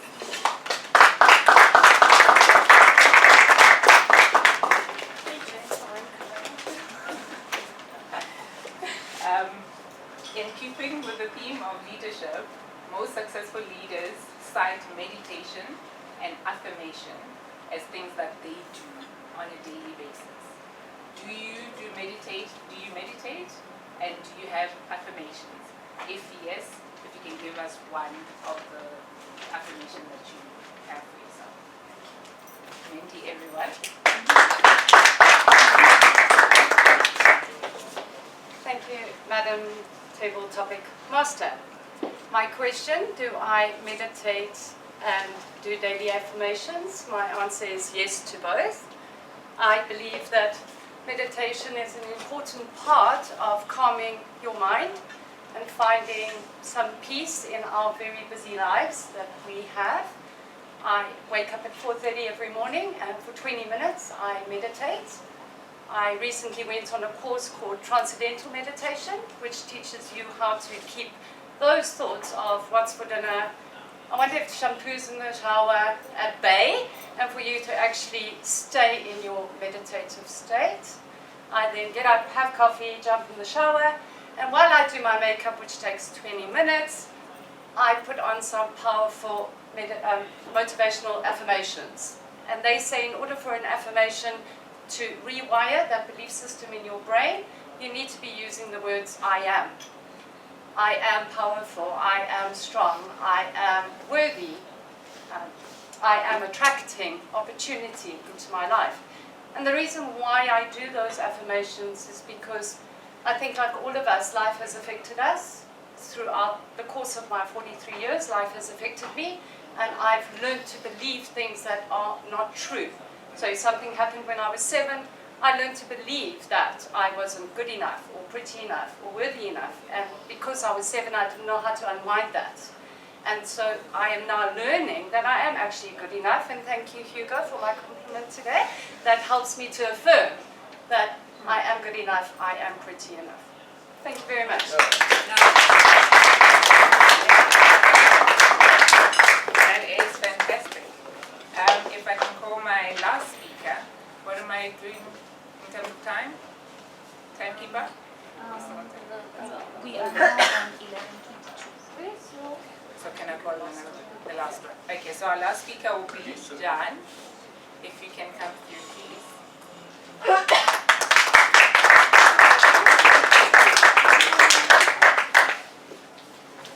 Mendy did mention affirmation, and one of my affirmation is, I'm a servant leader, grateful for service.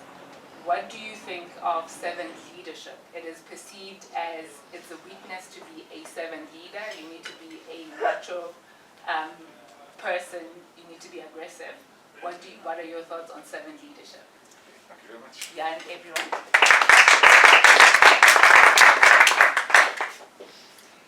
A very interesting question. Servant leadership. I mean, there's all kinds of titles of leadership: authentic leadership, transformational leadership. By the end, we don't even know what kind of leadership we've got to choose anymore. And servant leadership is not about being a servant. Servant leadership is by going the way, showing the way, and knowing the way, as you said already, but also about having that influence and using that influence in a proper way. See, we cannot serve by sitting back. We cannot serve by procrastinating. We need to say, I am a leader. And you have to find out what kind of leader you are. And by being a servant leader, it's not about, going and opening the door for everybody and doing all that kind of stuff. If you actually, those who believe in the Bible, the biggest servant leader is in the Bible. And when he washed the feet of people, and some people thought it was degrading, it is those small things that make a big difference in people's lives. It's when you actually, as a leader, we are all leaders anyway, but it's how big a leader we want to become. It's how good a relationship we build with other people. Because another John Maxwell, my friend and mentor, quote is, leadership is influence, nothing more, nothing less. And there you've got it. And what influence with people. So to be influential with other people, you cannot just tell them what to do. That's a boss, by the way. That's not a leader. The old style of leadership where you just said aggressiveness and all this kind of stuff, that's not a leader. Don't kid yourself. That's a level 1 leader, if you like, in the 5 levels of leadership. But that is a boss. When you are looking at servant leadership, it is actually where you actually show the way, but also go the way. And going the way is serving, because you need to go first. You need to do the things that need to be done for a leader to become a better leader, and for other people to become better. That's when we are becoming good leaders. And that servant type, some people stay back from it, they say, because they think that, staying behind the scenes, as Olivia said, and all of a sudden you get pushed into the limelight, and then what you do? You need to serve. Walk slowly through the crowd. Talk to people, build connections with people. That is serving people. It is not just taking the plates away from the table. That's also serving. And there is nothing wrong, the biggest person at the table, to actually say, okay, let me do this for you. Servant leadership comes in a lot of forms. But all you need to remember is, if you want to become a great leader, you need to connect with people. And if you want to connect with people, you need to talk into them. Not about you. It's not about what you can do. It's about what you can do for them. And there you've got servant leadership. Thank you. Thank you, Jan. Now, if you can vote for the best table topic speaker, and I'll remind you of the names. Our first speaker was Kanyani, who spoke on what was the negative thing that happened to you, and you thought life sucks, and what lesson did you learn from that? And the second one was Nomsa, who spoke on what is the lesson that you learned from the toughest thing that you ever experienced. The third one was Olivia, what is the dumbest thing you've ever done? The fourth one was Hugo, who spoke on mindset, and he said procrastination is the one item that he had to change, that he's working on. And the fifth one is Mendy, who spoke on affirmation and meditation. And the fifth one is Jan, who spoke about servant leadership. can we vote, please, and somebody collect the votes. And timekeeper, if you can give us the time, please. Thank you. Kanyani, you took 1 minute, 49 seconds. Nomsa, 3 minutes, 58 seconds. Olivia, 4 minutes, 1 second. Hugo, 2 minutes, 38 seconds. Mandy, 1 minute, 38 seconds. Jan, 2 minutes, 33 seconds.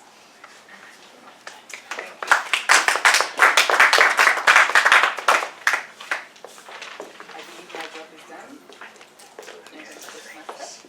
I will hand over control of the meeting to you. Thank you. Thank you very much.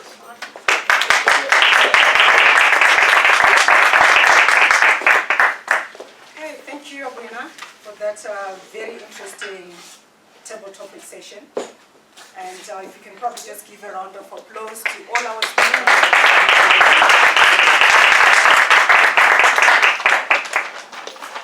Moving on, the next leadership quality I want to share with you is humility.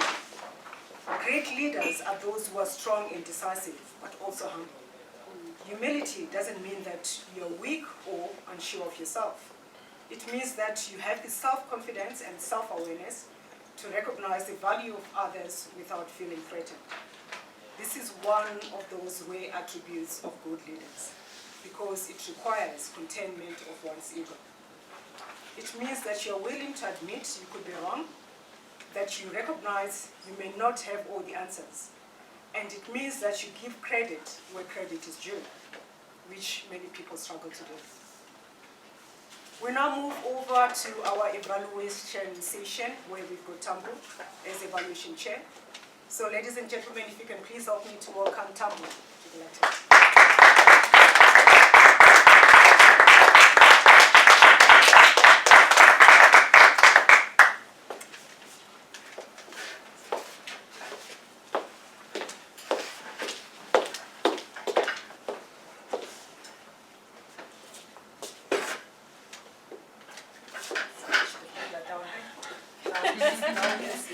I'm glad you think I'm tall, Madam Toastmaster. Hello again, everyone. I'm sure you're getting sick of my face today. I want to start off by saying well done to the speakers, well done to Anne, well done to Lucinda. It takes courage to be up here.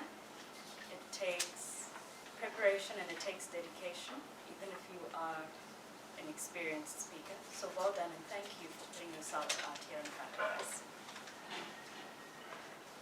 For those that might be new to this concept of evaluation today, I thought I'd just cover a little bit on why we evaluate and what the value of evaluation is. So the purpose of evaluations in Toastmasters is to use it as a tool where we support each other in achieving our goals, first of all. It helps the Toastmaster who's giving the speech to get an idea of areas where they're doing fantastically well and areas where they can maybe consider to tweak a little bit in order to be a more effective speaker. But it doesn't just help the Toastmaster who's giving the speech. It's also incredibly helpful to the Toastmaster who's evaluating, because then you need to learn how to listen. And from evaluating somebody else, you're learning from what they're also needing to improve on. There is an author, and forgive me because I can't remember the name, I think it might have been Jim Dornan, who said something to the effect of, life is too short, so learn from other people's mistakes. So in essence, we all learn from everybody's evaluation. It also teaches the evaluator to be able to give constructive feedback. Feedback is very difficult to hear. It's naturally challenging to accept it, whether it's negative, whether it's positive. How many of you often don't know what to say when someone says, I love that shirt you're wearing, or I love that dress, and you say, oh, this old thing. It's hard to accept even positive feedback, let alone negative feedback. So part of learning how to give great positive criticism or helpful criticism or constructive criticism is to make it palatable for the person that you're speaking to. I would like to call upon Adrian now, who was instrumental in the evaluation of Anne, so that he can give us his thoughts on Anne's speech. Adrian, would you like to join me in the front? Please help me welcome Adrian Hines.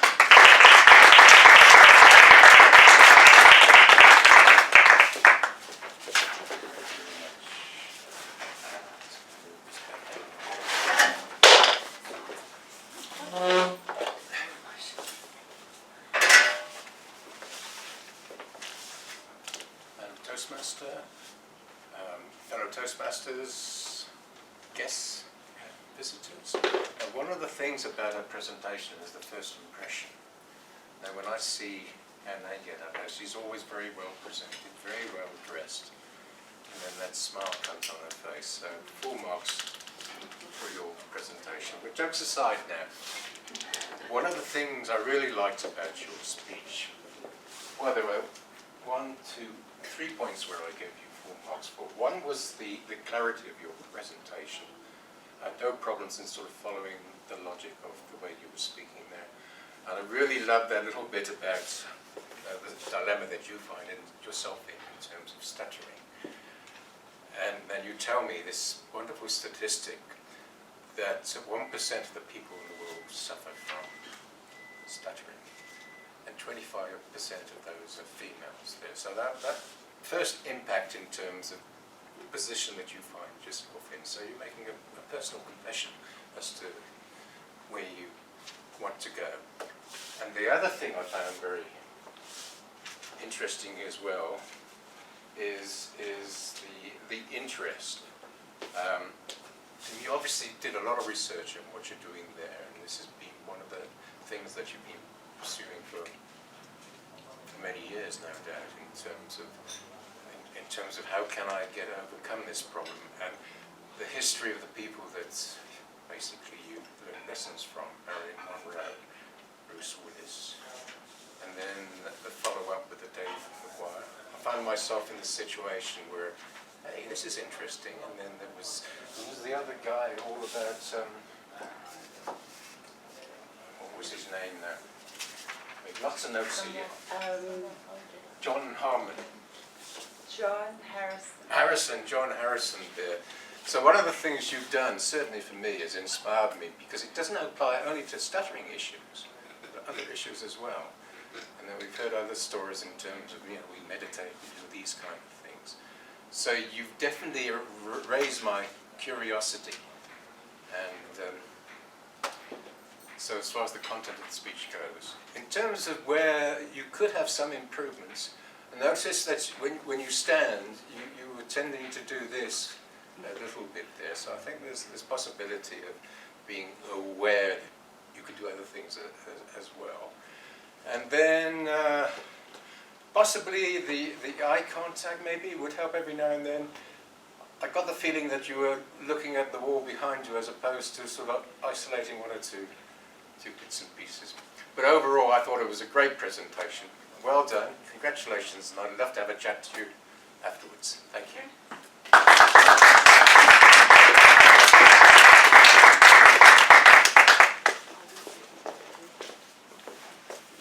Thank you, Adrian, for the lovely evaluation. Lucinda, you are a very eloquent speaker. You're a phenomenal speaker, and I love your energy that you bring up here every single time, without doubt. This was a difficult challenge, and just to frame it for everyone, or for anyone who maybe hasn't been through it, making a speech or presenting with interruptions presents a number of difficulties. It means you need to try and focus on remembering, finishing your speech, keeping everything together and intact, in between interruptions that often have nothing to do with what you are saying at all. And often when it's an interruption, it could possibly be someone is completely misunderstanding what you are saying, and you have to pull back and bring that person back and continue and try and remember where you were while remaining calm. It's not an easy feat, and I want to say well done to you for the way that you handled it. I also want to say thank you to our very eager interrupters during the speech. You did very well, and you presented Lucinda with a great challenge, with a realistic challenge that is what we face every day in boardrooms. Lucinda, one thing you did particularly well was right at the beginning of your speech, you set the ground rules. And you addressed certain things beforehand, which means that eliminates certain people from using those interruptions, and that saves you a little bit more time. So well done on it. It always helps to set ground rules right at the beginning. Then the second thing you did particularly well was every time you were interrupted or every time you were challenged, you acknowledged the person before you dealt with it. So you acknowledged them, you sometimes moved closer to them, you had eye contact with them, and sometimes you use the words, thank you, which means I hear you, and then you address the issue. That's an excellent way of dealing with it. So you did that with Harold, with Hugo, with Lynn, and with Jan. Well done on that. The other thing that you did that worked very well for you, at least at the beginning, was you threw out the question to the audience, particularly with Harold's, I think it was Harold's question that he asked. And you said, what do you think? Which meant that you weren't the only one that was dealing with the issue, and it became a group discussion, and you could easily bring it back to your speech. Some areas that I observed that I would encourage you to maybe look at would be when interruptions keep coming, it's natural, it starts getting to you. Even if you know and are expecting that they're going to come, you will still get irritated. I don't know how it works, but it happens. Okay. My encouragement to you would be to maintain firmness and avoid going into aggression. To remain in control versus becoming controlling. That way, you're able to change the setting a little quicker, and people don't take you more for a ride with their interruptions. Then with Lynn, it was really hard for you to come back from Lynn's topic of charity. It literally didn't have much to do with what you were speaking about, and I thought, how is she going to come back from that? But you did an excellent job. One further thing that I would have encouraged was to go back and bring Lynn back into the discussion using that link that you had made. Then she becomes part of it again. It almost felt as if she had been sidelined and quietened by being sidelined. Bringing her in would have brought you one more person that was on your side. Overall, I would say you handled it with absolute authenticity.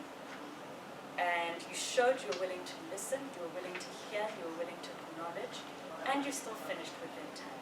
So I want to say congratulations to you.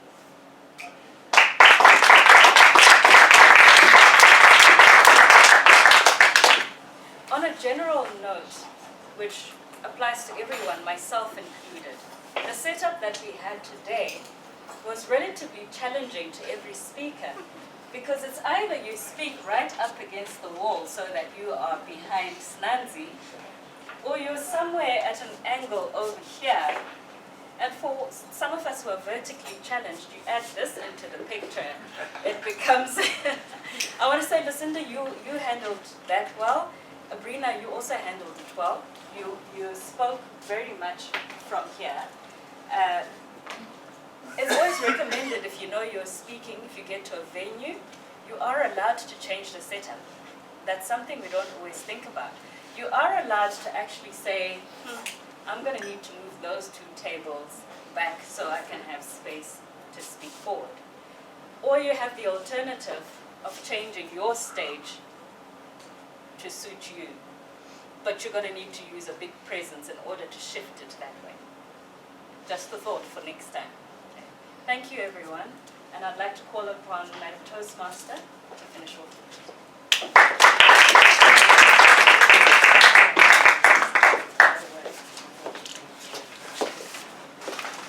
We can give Tambu a round of applause for the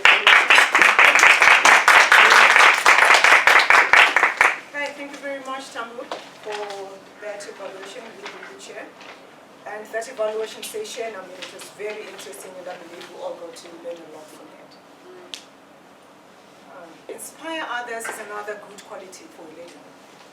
But before I move there, if we can probably just have the timekeeper's report, please. Thank you. For evaluators, the allocated time is 2 to 3 minutes. Adrian, you took 3 minutes, 1 second.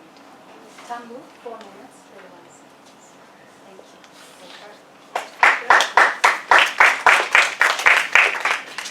And then if you can also just take a minute as well to vote for the best evaluation. I think we only had 2 evaluators. Yeah. Either Tambu or Adrian.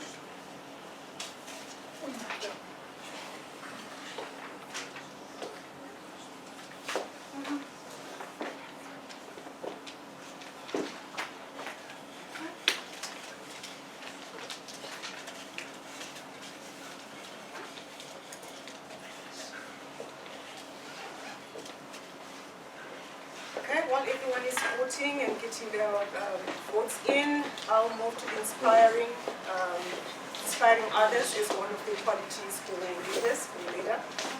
The most difficult job for a leader is to persuade other people to follow. It can only be possible if you inspire your followers by setting a good example. When the going gets tough, they look up to you and see how you're going to react in that situation. If you handle that well, they will follow you. As a leader, you need to think positive, and this positive approach should be visible through your actions. Stay calm under pressure and keep the motivational level up. As Quincy Adams says, or puts it rather, if your actions inspire others to dream more, learn more, do more, and become the best leader. If you are successful in inspiring your subordinates, you can easily overcome your current and future challenges easily. Okay, if we can now move over to get the our counters report from you, Hamza. Nancy. NA, 7 arms, 1 R. Lucinda, no arms, no R's. Kanyane, 2 arms, 3 R's. Ramsa, 15 arms, 2 R's. Olivia, 3 arms, 3 R's. Good, thank you.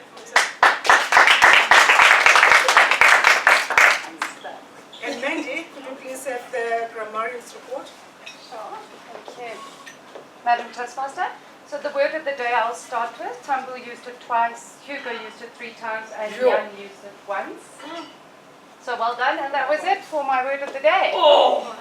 Which I think was, I just wanted to say, when I was picking the word of the day, when we had our meeting 3 weeks ago, the word of the day was overused. It was one of those words that you could use over and over. And today I've decided to pick a word that could not be used in that way. So the people that did use it, well done. My grammarian report I've also done a little bit differently today, in a way that I wanted to show how certain things in a speech could be effective, in the way of speaking could be effective. So one of the things Lucinda mentioned was humor in a speech. Now my children think I'm funny and I laugh at myself quite a bit, but personally I wouldn't be able to do a humorous speech. However, there is light humor that people bring into speeches, clever humor, which I enjoy. And Anae, in your speech, you used something, how unlucky was I, where everybody had a bit of a chuckle, and that was bringing a light humor into something that was obviously could be quite a heavy topic, because everybody's looking at you and saying, shame, there's the girl that stutters up there, and you brought it in to say, well, how unlucky was I? That's a very nice, gentle humor. You also mentioned, just before you're about to faint, you can have a block of cheese, which I also thought was very clever. Lucinda, you did have a humor where you said at the age of 10 you kissed a girl on the stage and you were never allowed back to ballet again. Everybody did have a good chuckle about that. So well done. Those were the humor that I picked up in people's speeches. We also have a way when we make a powerful impact by the words that we use. So we had quite a bit of that today. Lucinda, again, you said, I can be just as I am. So you were making a statement, I can be just as I am. We had Hugo using positive energy attracts positivity, which it does. Kanyana, feel the fear, but do it anyway. Adrian, raised my curiosity. Hugo, again, you used the words, to us, procrastination always makes sense. I love that because that's so true. You use the words human touch, human element. We don't use that word anymore. Human element, human touch. We use iPhone touch. Sambu, keeping everything together and intact. So we talk about keeping something together, but now you're talking about keeping it intact as well. It just brings across an eloquent way of speaking. You have an amazing way of speaking, so I didn't have enough paper to write down everything you used. There was knows the way, goes the way, shows the way, Snansi, very powerful quote that you used for us. Ane, you used instrumental to, free from all your self-imposed restrictions. I enjoyed that. And Jan, walk slowly through the crowd. If I'm in a crowd, I'm normally running to get out of there, so I quite enjoyed the image that you put there. Lucinda, you also had an image for us where you said, I threw myself onto the stage, or I was going to throw myself onto the stage at your comedy show. And those were all words that we draw an image. They can draw an image to place the setting where we are in the speech, so all of us can relate a bit more to that. And that is me. Done. Thank you, Mandy. It really takes a good listener to be able to deal with that as well. To become a good leader, you must have all the qualities that I've mentioned. But if you lack some of these qualities, you might struggle. The acceptance of a leader is a great responsibility. Once you decide to become a leader in your life, you cast off the shackles of fear and dependency that hold most people back and pursue life in a positive attitude. With your own hands, you design your own future. You set yourself fully on the path of becoming everything you are capable of becoming. Are you ready to ignite your career of becoming a good leader? Change your daily habits to achieve leadership success, if that is where you'd like to get yourself into.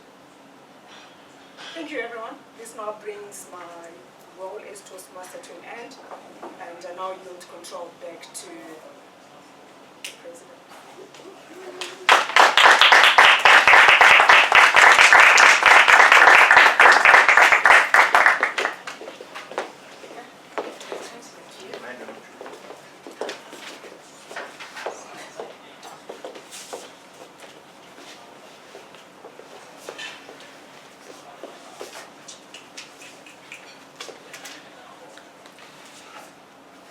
Does anybody have big mug? What's it called? Mug of the day. Mug of the day, thank you. Nominations, do you want to hand me? Thank you. Mug of the day.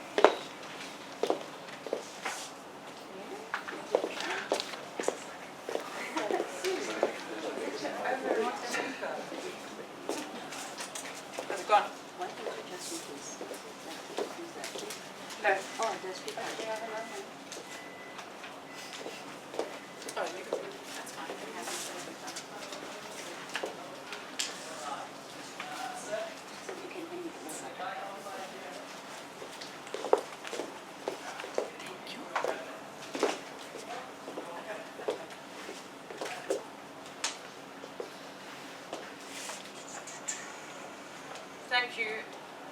every single role player today.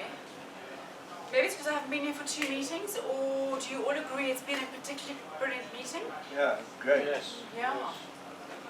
Incredible. So let's acknowledge some of that greatness.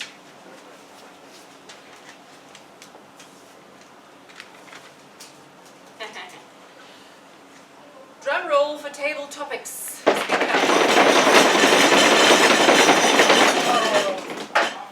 Hugo.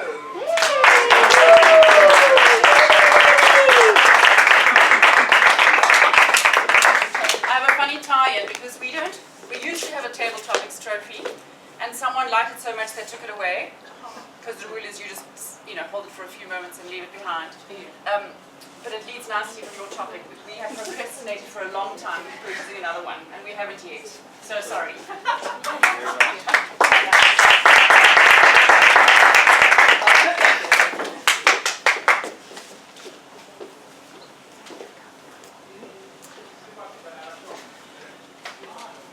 Evaluator of the day, drum roll.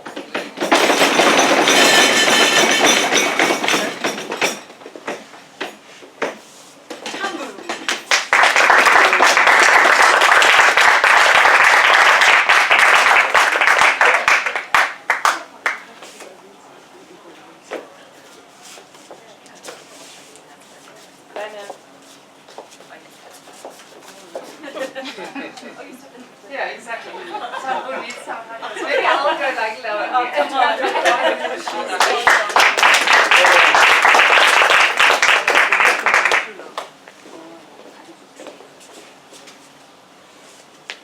Drum roll for speaker, please.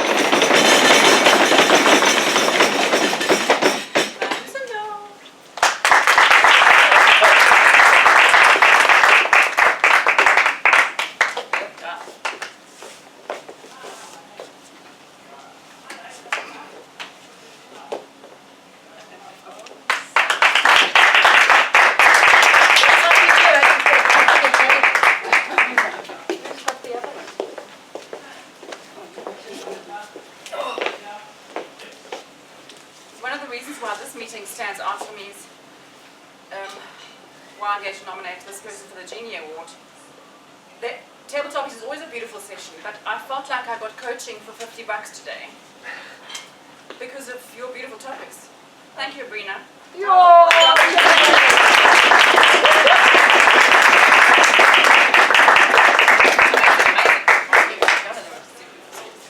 It's so easy. She sure made it look easy. Well done.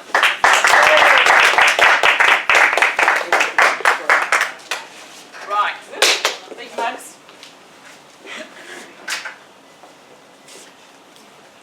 So there wasn't a particular explanation for this lady, but I'm going to assume, because I nominated her too, Nomsa. Yes. So I'm just reading out first all the reasons why. Sorry. I can't ask the person to elaborate. I'll elaborate. Nomsa, the Economist. I thought your enthusiasm was outstanding, and you were so enthusiastic, well beyond the red light, but none of us cared. So that was beautiful. Someone said, Lynn said, Jonas, what does that say? Lynn said daft. Is that what it says? Okay. Someone thinks that's interesting. Who uses that word, She did. I think. I don't know. Adrian, someone thinks that was hilarious that you couldn't find the evaluation form, but it was in front of you. Sitting around. And a second time for you, not knowing how to find an A's requirements. Hugo's, I'm not going to use my own words, it says Hugo for carrying on with questions beyond one only. I think I know who wrote that. Johan for acting and talking like a policeman, or Yes. pilot. Adrian, you again for the same thing. I think we know who the winner is. Hugo again. Oh, And Nomsa and Olivia for challenging the timekeeper during table topics. The extended enthusiasm. But anyway, Adrian, it's yours. I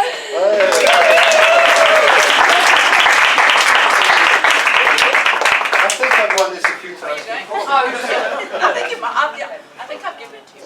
Yes, thank you very much. Here's the donut. You need the evidence. Total at the end of the term. Do we say well done for them? What do we say? Yes, well done. Keep keeping a mug. Let's go on a point. Anybody want to share anything with us as relates to today into the future? No one? Okay. Two things just from our side. Membership dues are due by the end of this month, September. We are looking in a fairly healthy place. 13 of our 22 members, because Peter's now left us, so officially 22, 13 of 22 have paid. Please a reminder to anybody who hasn't to do that before the end of the month. Our next meeting is on the 28th, in 2 weeks' time. Sorry, 3 things. And just to say, thank you so much, Tambu, for facilitating this live survey, which we determined to do at our exco meeting this morning, because we had some speakers bailing off the list, so we had to fill time. But I thought it went exceptionally well, and just to say that we promised to deliver appropriately on all your feedback. Just as a reminder, some of the things that, the one word's breakfast, we had that, beautiful, it is, relaxed, it was, it is, has been, learning, oodles, Saturday it is, welcoming, I hope you have all felt welcomed, inspired, certainly, friendly, I hope, and that you have a sense of belonging as you leave. The 5, I think in summary around the Pathways Educational was Jan's comment, which summed it all up, which was short, 5 to 10 minute educationals on eating the elephant one bite at a time. We appreciate the comment around toasts and the Toastmasters promise, Hugo, very much so. And I think your reason for me is particularly important that you stated, which was you saw people last time that aren't here today. And I think for that reason alone, I'm a big fan of the Toastmasters promise and incorporating that every meeting, even if just for now, for that reason. Just to encourage some, a greater sense of dedication. Right, that's it for me. Mandy, we'd like to come up now and do a call to action. Thank you. Thanks.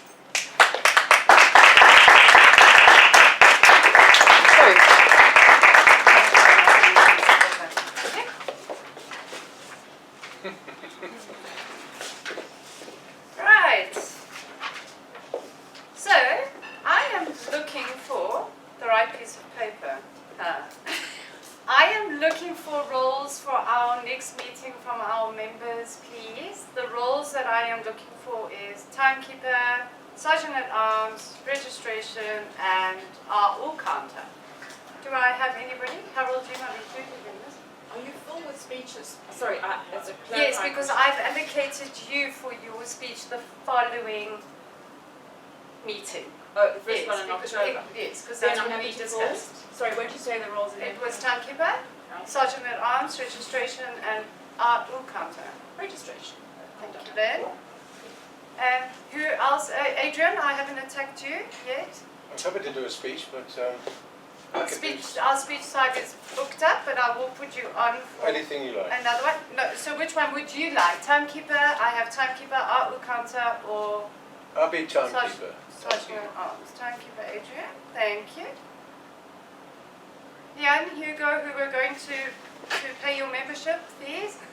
Are you paying them? Are you joining our club? Not? Would you like to do something at our next meeting? You're not available, Hugo? Yeah, I would. Well, what I wanted to do is already taken, but I will be a member by the next meeting. Okay. Yeah. So then I will. So I have a outlook counter available slot for you. If you would like to take on that role. Is it mandatory? Really? Mandatory. It is mandatory, yes. It's like a part of an initiation that nobody ever told you about. You see, we were waiting for your snap stand. Thank you. Where else did we go? What did I have left? You threw me off track there. My standing. Oh, I have a sergeant at arms. Anybody else who I haven't? Hamza? Are you at your are we at the next meeting? Have you done the sergeant at arms? Not yet. No. You get to stand up here. Yay! Thank you, Hamza. Thank you very much. So our next meeting will be on the 28th, and we have a educational lined up already, which was priorly done before our survey. So that should be very exciting for anybody who is coming to learn something new and different. So we will not be having a table topics session on the 28th, and we've also got an outsider Toastmaster coming in. So that should also help us just to keep on top, where we don't become comfortable with our own speakers, we can learn from somebody outside of our club. I'd just like to say, Snanzi, thank you for filling our Toastmaster role this morning. I know it's not always the easiest role, so well done, and we do appreciate. And all the other role players and our speakers that enabled us to have the meeting. I hand back to our president. Thank you.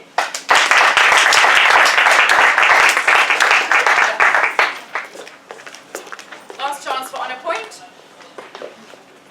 No. Thank you, Hugo. Name badges. Yes, we have name badges for everybody. Yay. So please, remember that they're there next time if you didn't put them on today. Thank you, everybody, and happy weekend. And I call the meeting to a close.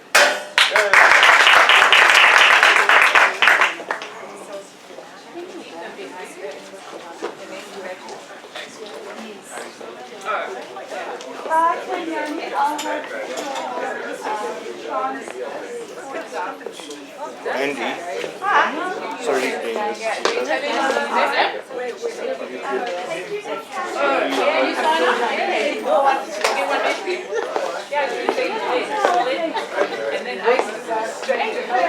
How many speeches do you have left into your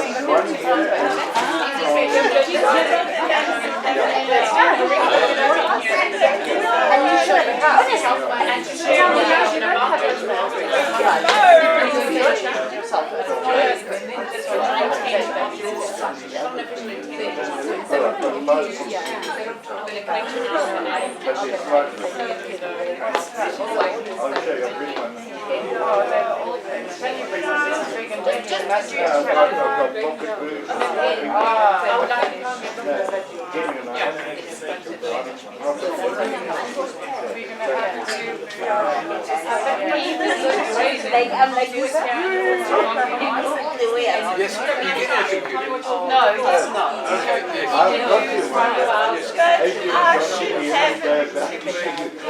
Yes, I tried to.